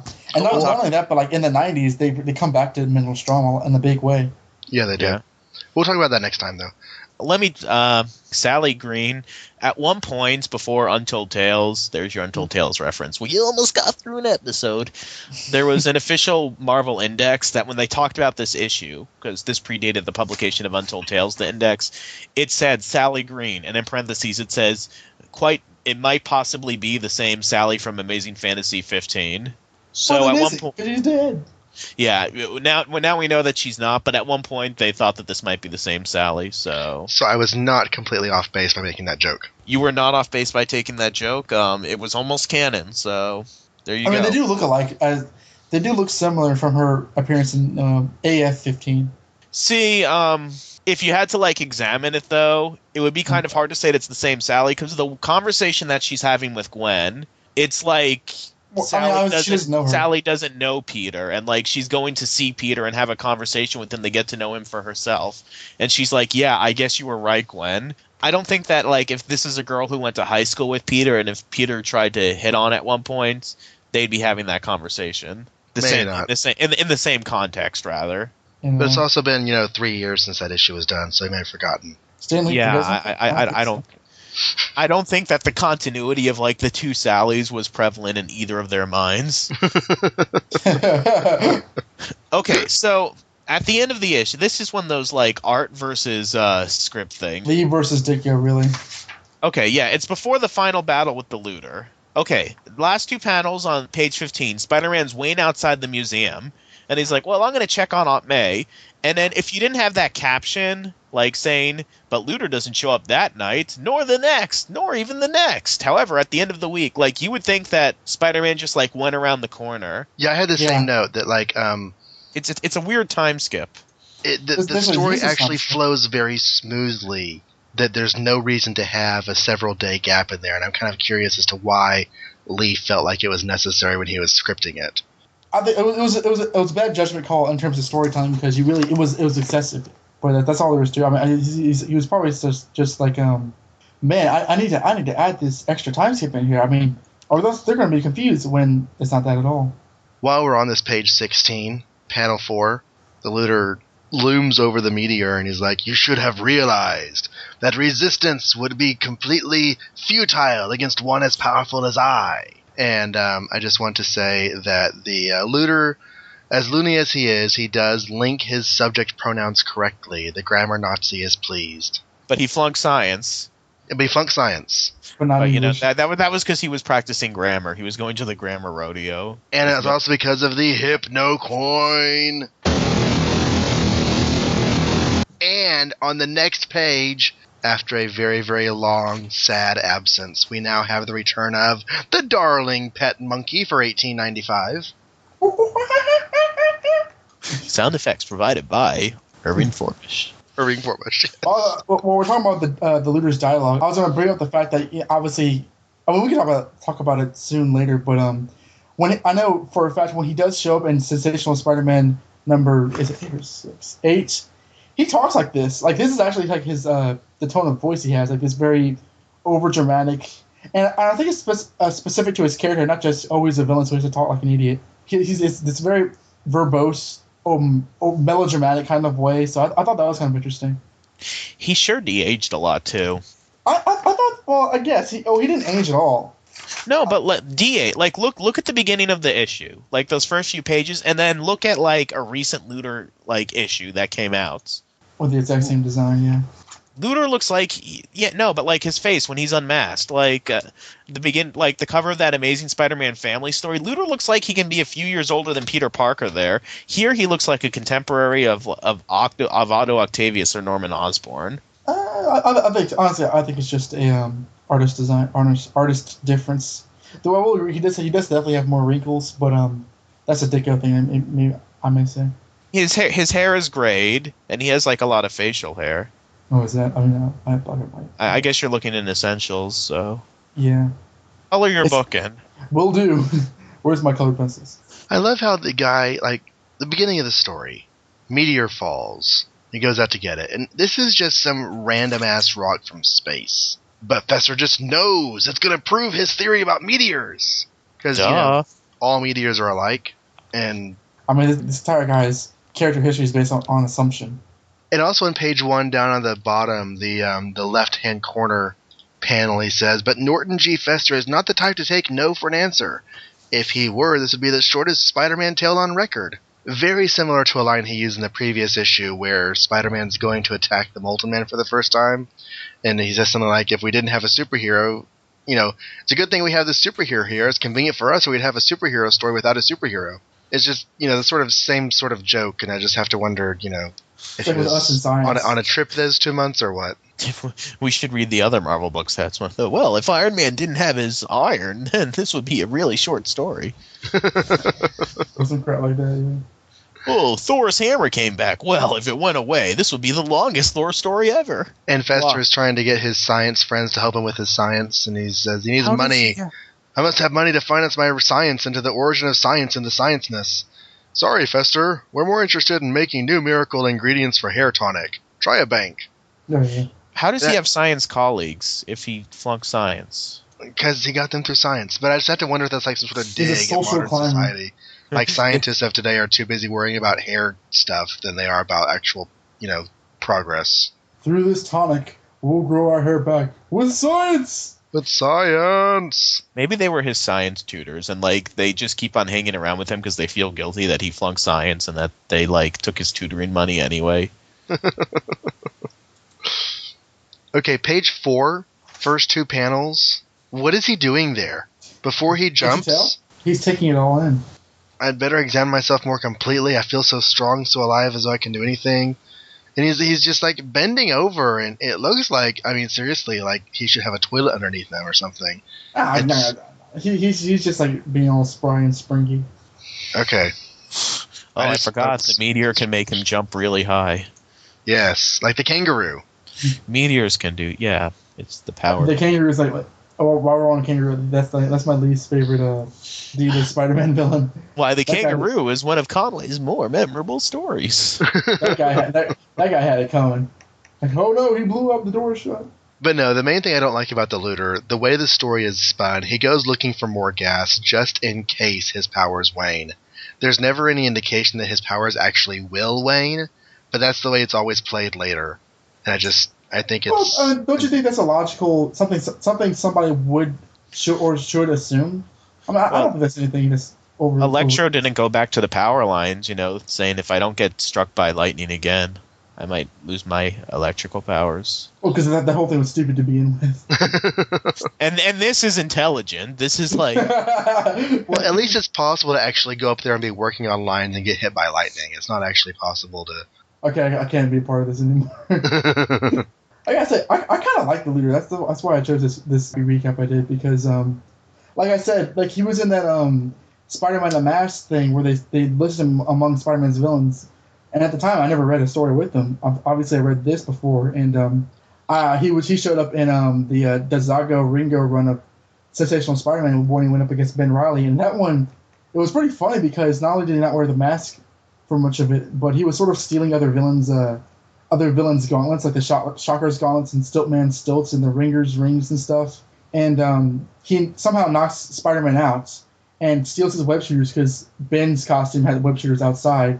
So when he webs them, Ben wakes up saying, by the way, how long have I been out? He's like, about an hour. And so he immediately breaks off the webs because the webs dissolve in an hour. It was a really fun thing. And he ends that issue by saying, but you don't understand, I wasn't doing this for money, I was doing this for... And he gets punched out. Science! So I think he's kind of a fun, very, very, very underused... he's not nearly one of my favorites, but I don't dislike him at all. For me, overall, this issue was a step up from 35. But I'm still feeling like a definite decline in Ditko. You had the Master Planner greatness, and... I might have been kind of alone in the group, but I really enjoyed 34. It had a very classic feel to it, but 35 and 36 have just not been not pushing the buttons for me. That's what I was saying back when we went over 34 with Brad. These last 4 or 5 issues or Ditko issues, I like this issue.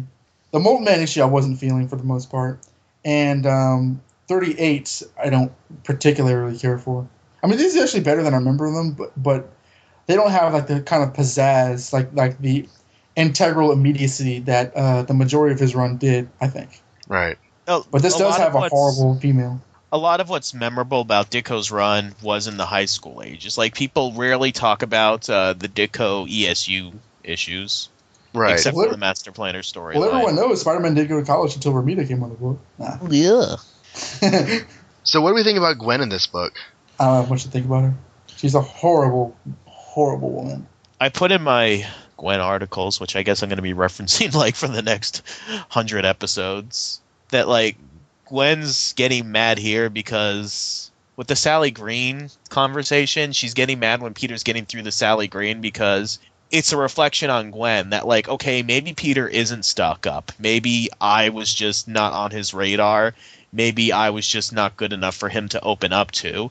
If he's opening up to her, then that means that therefore I, Gwen Stacy, like, am a horrible person. So Gwen's, like, really relieved and happy when Sally gets shot down. Anyone else picking that up, or is that off base? That I'm not going to disagree at all. That makes total sense. I think that's more apparent to me when Peter changes to Spider-Man and Gwen just goes off the deep end, saying, like, hating him. You're a coward for running away like every other guy in the museum did. Seriously, I hate that because that is so illogical. And I'm not gonna get into girls being illogical or anything. We'll lose every female listener. But that just annoys me. That doesn't reflect very well on her character, female or not, I'll say. But it does make sense that, I mean, even if she is like saying, well, she's trying to do this to get back at him rather than shift the blame on her and assume something's wrong with her. Is that what you're saying, right? What I'm saying is, like, she doesn't like the fact that Sally was getting through to Peter because it means that Peter is not a stuck-up person who doesn't talk to anyone. It means Peter doesn't talk to Gwen. Oh, poor baby. Does that make sense? Like, but then, like, that makes sense. I mean, I don't know. It's easier for her to comprehend Peter is like this to everyone than Peter's just like this to her.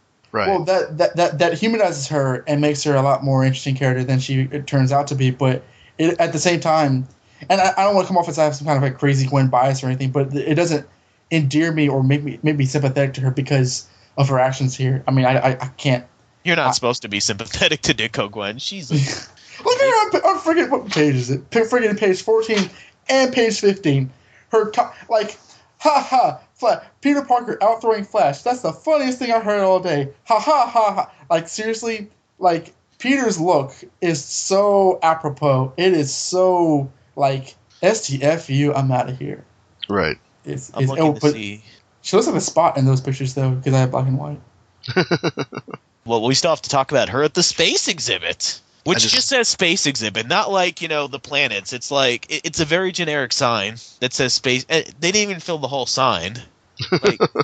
Like they could have had, like, pictures or something. I blame Artie Simek. Simek? It's always Artie's fault. Never S. Rosen. It's Sam Rosen's fault sometimes, but not S. Rosen. I'm reading what I put about the space exhibit. I said, Gwen must also be relieved that she is running into Peter outside of the ESU setting. She doesn't have to go through the notions for Flash, Harry, or any of the others. She can talk to Peter and perhaps even be herself without worrying about her reputation. Gwen going to the space exhibit was just a plot device at the time, but it makes, because she's got to be where Peter is, but it makes sense with what we learn later. We find out in Romita's run that Gwen is also a science major. With all of her admirers, why didn't she take any of them? Probably because none of them would have appreciated the exhibit and ruined the experience for her. Another reason why she's probably attracted to an egghead like Peter. Gwen can't do things simply, though. She can't just tap him on the shoulder or yell his name. Think how much quicker their romance would have gone. Nope, she is going to be difficult and let her pride make things go slowly. Well, so. Wow. Can we safely say we've all been there when we went? Our pride has gotten in the way of romance. Gwen is so up in herself that, how dare Peter not notice me? Back in issue 31. And she's so up in herself here that, like, no, she can't be the one to present herself to Peter and, like, put herself out there. Peter has to notice her and come to her. Well, in fairness to the writing and the character, it's apparent in this. It's not like stuff we look at. It's not like stuff that's ignored, like it with Betty for the most part. Like, no one talks about what a crap character she is, but here, it's pretty fairly put up for interpretation. I mean, your interpretation is totally apt, even though it's not very explicit and it's not explicated in the context. But I mean, it's there when you look at it, especially her anger. But her anger, her anger, maybe it is a little justified maybe little kind of, sort of, I don't know. But the way she goes about it just... I don't know why I'm getting so worked up, because it's just a comic book character. But seriously, like, I can't look It's at our this job to thing. get worked up with comic book characters. Yeah. Gwen is kind of like our Betty Brant patch. Like, Betty Brant is not on this podcast right now, so, like, we need Gwen to focus on her. We need some female to hate. It's good fodder for these first few issues, too. Oh yeah. What's her and Harry? Harry's gonna be really, even more annoying. Huh, look at that geek Parker, what a nerd he is, huh? Right, guys? Huh, give me 5, huh? Come here. Yeah. I mean, this is one of the few times that we see Gwen express an interest in science, but it's done for the convenience of the plot, and really, like, she could have just been seeing Peter from the street and following him in there. Right. You're into your whole thing about people. Everyone knows that. Yeah, I'm like saying that. I know everyone knows. Yeah, everyone knows that Gwen loves science, because she said she was a science major in one issue. It's now become this like fact about her character that people like to pull up. Like in House of M, she was a scientist working with Peter. In the Spectacular Spider-Man cartoon, she was a nerdy girl because of course she likes science, but it was just a one-off. And then people talk about, like, if Gwen would have lived, I bet you that she would have grown up and, like, owned a science lab or something. Right. I see that on message boards a lot, just based on one line of dialogue in one issue that I don't even think Stan remembers writing. Yeah, and we talked about this, like, off the air on the phone, Josh, but I really like your idea where you said that you saw her as going more into politics if she had not gotten her neck snapped. Yeah, because... I mean, I guess this is, going a little further down the road with Gwen, but you see her do so much protest stuff, and then, like, there's 2 separate stories where she, like, backs a politician who both turn out to be crooks. So you saw her, like, more into that than she was into science. And with being a popular police captain's daughter, she had the connections and stuff, and, people in the community knew her. I could totally see it. Politics! But then, like, once somebody finds out what she did with Norman, her political career is over. Right. Even Peter won't have her. Because obviously Norman taped it. I would have. Spider-Man accuses Luthor of being antisocial, which is, within the span of this issue, you turned down an invitation to a party because someone thought you were smart. Your high school enemy didn't really offer to mend the fences, but was like, you know what, my friends aren't here yet, do you want to play football? And you told him to F off. You told that guy to F off in issue 30 after you saved him from being murdered, and he actually thanked you. Well, I mean, I think antisocial. The Flash thing, though, I think both guys were being a little more amiable than usual. I mean, it was just like, hey, Peter Parker, the other guys are here. You want to throw a football? No, I can't make it. Bye. Either way, I would have outthrown you anyway. Like they're not really as intense with it. They're kind of just flippant, but they're not. I think that's way less than it could have been. So. I think they were both being kind of like lighthearted with it, and Gwen just took it and turned to something else because she is. I don't want to say bitch. I don't want to say that. She's a witch. I said it. You can say it. I don't want to say it that way. She's a crap person. There you go. Gwen's nuts, and she's totally all up in herself at this point in the series. Like, well, everyone knows she's a sweetheart who loved everything, and when she lived. we're really whoring that phrase out, aren't we? Dude, like, imagine this Gwen, then imagine that Alex Ross Gwen, where, like, Namor was invading the city, and she's like, isn't it beautiful? And then, like, that guy, Philip Sheldon, he's like, and that's when I knew that Gwen was the most innocent thing that ever walked through here. Exactly. Like listeners, like, out there in podcast listening land, listen to me. Don't let go of me, John. I want to speak. Like, that Gwen Stacy is so deified. We all know it. Like, even the ones in the comics, I don't think she was as crazy pure as the one in Marvels. And I love Marvels, but that one was just ridiculous. Yeah, where was Philip Sheldon when she was, laughing about, haha, Peter Parker out there? Yeah. And that was when I knew that Gwen Stacy had to die. Exactly. No doubt, man. Oh, Gwen Stacy, you and your... Well, I mean, like, if it's not been said before, this is, like, indicative of the different artists. This Ditko Gwen Stacy is, and she's actually a very interesting character. This is not the best of her issues, but it's more it's more interesting than I changed my hair, Peter. You want to see it? Oh, Peter. Oh, I worry about him so much. Like that kind of the more stereotypically feminine Gwen. This one has a lot more pizzazz, even though I can't stand her in this thing. It's at the end of the day, it's a good thing, I would say. We should talk about the letters. There's some good letters about Ned Leeds jumping off of cliffs and Flash Thompson, like, yeah, I have letters. Turn into a bubble. Let's get into that. Okay, so the house ad this month has the one, the only, Fantastic Four number 50, featuring the startling Saga of the Silver Surfer. And the Human's Torch Starts College, which is a plot thread that lasts just under 5 minutes. Oh, that cover, I see that cover a lot. That one where Barry Kirby splayed hand kind of thing, and you see Johnny's first day at, was it Metro U or something? Yeah, Metro. Where he meets Wyatt Wingfoot. Wyatt Wingfoot, his partner for the Inhumans thread. Yeah, and She-Hulk's lover of many years. Really? She-Hulk and Wyatt hook up? Yeah, like She-Hulk has done everybody. For like a long... No, it wasn't like... All shapes, all sizes. For like a long time they were together. From like the mid-'80s to sometime in the 90s. Everyone... No, I'm not going to do that. Cool. Yeah, he was... I mean, I think that they were on again, off again, but they were together for a while. They were engaged at one point. There was like a 2-issue She-Hulk limited series where like she goes to Wyatt's tribe and like at the end they're having like a spirit thing like by the sun and like Wyatt's like, you don't want to marry me, and she's like, nah. And I'm just kidding. When you say that they were just together for a long time and almost got married, is that like analogous to Dick Grayson and Coriander? See, I don't know because I think that Dick Grayson and Corianders were featured a lot more. Like She-Hulk didn't go back to her home planet and marry somebody else, and stuff like that. Like their romance was just kind of something happening in the background. Okay. We also have the Marvel Bullpen Bulletins, naturally nifty, newsy, nondescript nonsense about our nutty non-entities. And there's really nothing much about Spidey here, though the end of the strictly personal note reads, lots of you have been asking for some inside info about Irving Forbush. We can't make up our minds whether to keep him a man of mystery or to blow the whole bit. But in issues to come, we'll try to clue you in on about the most famous nobody in all of comicdom. And of course, we get 26 more MMS members, and the Mighty Marvel checklist, and the ad for clothes and stationery, and a Spider-Man pinup, and then we get to the letters column, the Spider's Web. Okay. So, Carl Friedman says they're ruining Spider-Man by not showing all of Flash's football exploits. What? Are you freaking serious?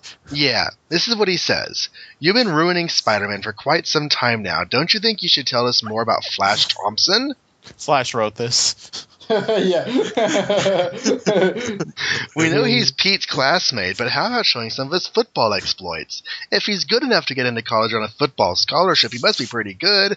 What position does he play? You might be able to make a funny yarn out of some diabolical plot centered around a football game where Flash gets into some odd predicament, like swallowing the football or turning into a bubble. Swallowing the football or I don't know which one makes the least amount of sense. Turning into a bubble. This is like he must have been reading Jimmy Olsen. I know, it's exactly what I was saying. This is Silver Age DC. Help me, Spidey! I've turned into a bubble. Sorry, Jimmy. I'll put you with the curse is... How do you swallow a football? Exactly. How do you turn into a bubble? It's just another day in the life of Eugene Flash Thompson. Spider-Man's But I got a date with Gwen tonight. She's not going to want to go to the prom with a bubble. How do you turn into what would it look like at the bubble? You. Like a big fat like Willy Wonka-esque turning violet bubble, or an actual like bubble. My mind. And then there's Alfred Atanasio, who thinks that if Peter was going to break up with Betty, he should have risked it all and told her he was Spider-Man, because he would have had nothing to lose. Except his secret identity and this girl's sanity. I mean, like, I give Betty a lot of shit, but she would have lost her sanity had she heard that. Yeah. And then she would have been like, I told you you had a secret. Well, hypothetically, real quick. Well, she says, if he was Spider-Man, she wouldn't even consider it. If he did, though, would she really, never, would she, be written out of the books? Or was she I can handle it, I loved you? Or would she really, just leave the city or something like that for the 10th time? That's what happened in the Silver Age. The girlfriends couldn't handle it, and they were written out of the books. Karen Page, Jane Foster. Yeah, I've seen Jane Foster, too. Jane Foster found out Thor's secret identity? Yeah. He took her to Asgard and everything. Took her to Asgard to get Odin's blessing and to see if she could handle Asgard, and she flipped her lid. So Odin's like, "Dude, she's a wuss. Get over it." And at the end of that issue, he meets Sif and realizes, that there's better things to come. Yeah, Karen Page, she was written out very soon after she found out, but then they brought her back, and then they wrote her out again for Black Widow. So then Rochelle Fabrizi writes a letter that I think has some historical import. She says, Dear Stan and Steve, one day while looking through a weekly newspaper, the National Observer, the one thing I never expected to see was there. An article on comics and how they affect children, teenagers, and even adults. And there, on the bottom of the page, was a picture of Stan. I don't know how many Marvel readers have ever seen Stan, so couldn't you please print this picture? Although I can't quote the whole article, there was this one part that was especially interesting. It goes like this. Says the lean, 42-year-old Mr. Lee. I started this whole thing on a lark. We were prisoners of a pattern.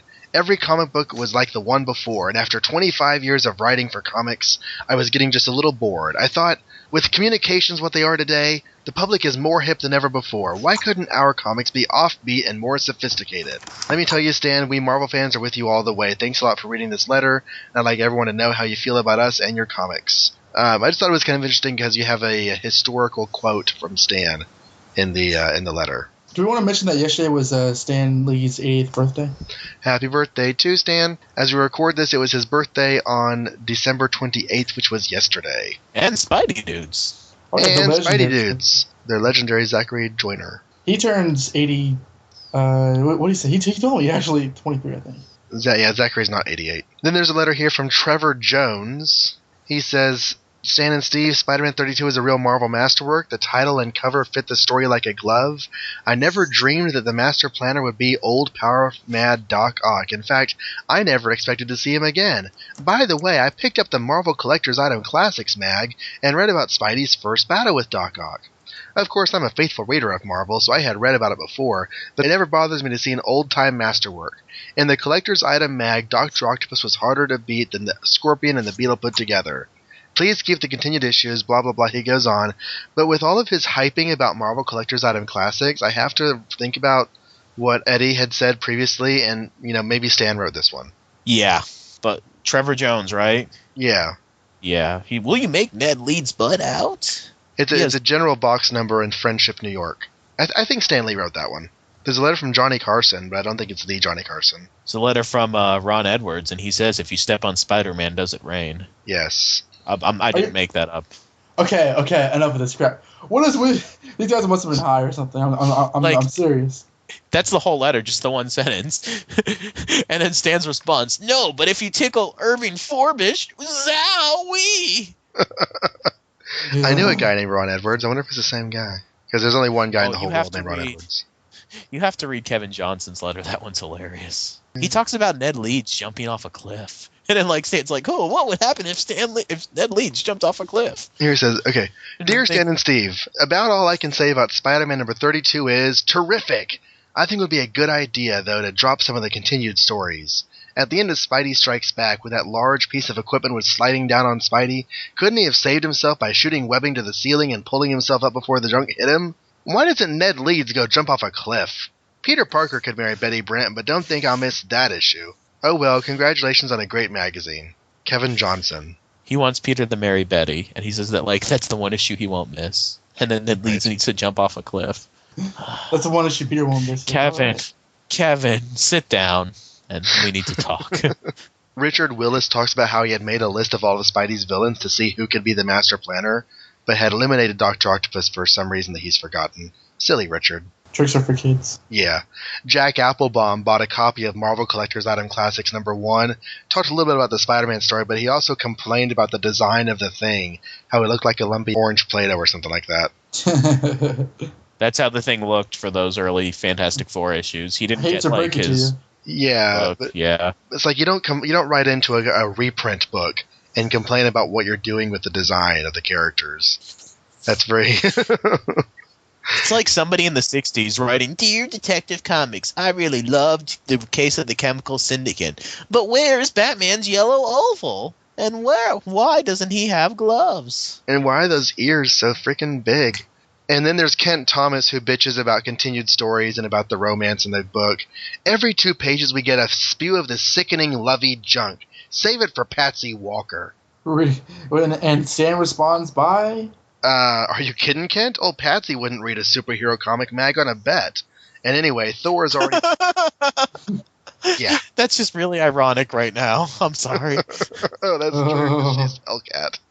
Podcasting footnote. Patsy Walker is currently Hellcat and is starring in more superhero comics, which she's now more well known for than her romance comics. So next issue we have a new menace, a new situation, a new villain, a new day dawning for Spidey, and the newest, nuttiest, niftiest title you've ever seen. It's all yours for Diamond 2 coppers. So don't say we didn't alert you. Till we meet again then, keep your spider sense in a safe place and remember to wiggle your webs. Face front. This is 2 issues in a row that he says wiggle your webs, so that must be very important. I didn't wiggle my webs. Maybe that's why all bad stuff happened. Right. Sounds like a song from the show The Wiggles. So here we are at the end of January with 36 issues of Amazing Spider-Man down and 616 to go. Coming up, web spinners, Mary Jane returns, but this time she has a much bigger plan to cover her head. Is Peter gonna see her this time? Find out. And Spider-Man meets Daredevil again, but this time not at the circus. Is Daredevil a blind guy, a chubby guy, or a female? Oh, will Spider-Man make the right choice? That creepy guy from J. Jonah Jameson's club comes back, but he's not gonna be important, is he? All that and a guy named Joe?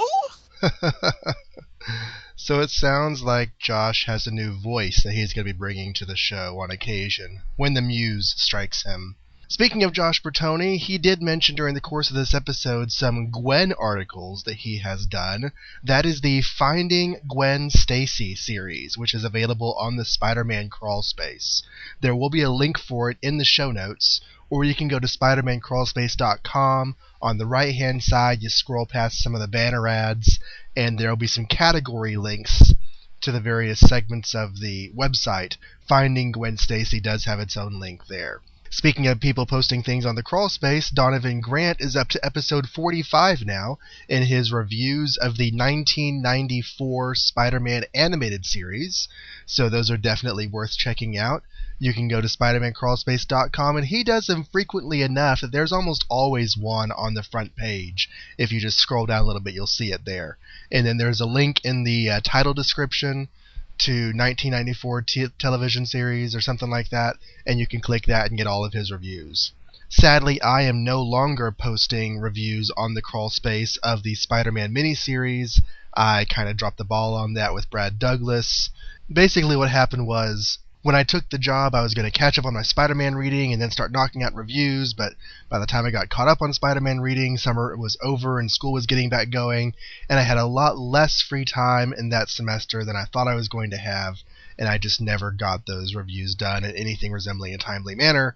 So he has been able to get some worthy people to replace me, and there are currently reviewers for all Spider-Man involved titles on the SpidermanCrawlspace.com. So next episode, we will be covering the first part of John Romita's Daredevil two-parter, co-starring Spider-Man. That's Daredevil number 16, and also issue 37 of Amazing Spider-Man. The second episode forthcoming is going to have the second half of the Daredevil story and the final issue of Steve Ditko's tenure on Amazing Spider-Man. We do have a special guest with us for both of those episodes, someone I was very excited to have on the show. I think you're going to be in for a treat. Until then, you can tell us what you think about the show, send us feedback, have a conversation with us at amazingspidermanclassics@gmail.com. You can also go visit the show's website, amazingspiderman.libsyn.com, and leave a comment on the show posting there. There's also a link on that page to our Facebook site, which you can like and follow for updates on new episodes and occasional other tidbits that we find of note, although we don't post on there too much because we don't want to flood your Facebook wall. And finally, of course, there's always iTunes, where you can subscribe to the show and leave a review, because we love getting reviews. We will read them on the air, and your name and kind words will be emblazoned across the internet rooftops, and it'll make us very, very happy and blushing, bashful boys that we are while we read the things you have to say. So until next time, as always, my name is John Wilson, and thank you for listening to Amazing Spider-Man Classics. Good night.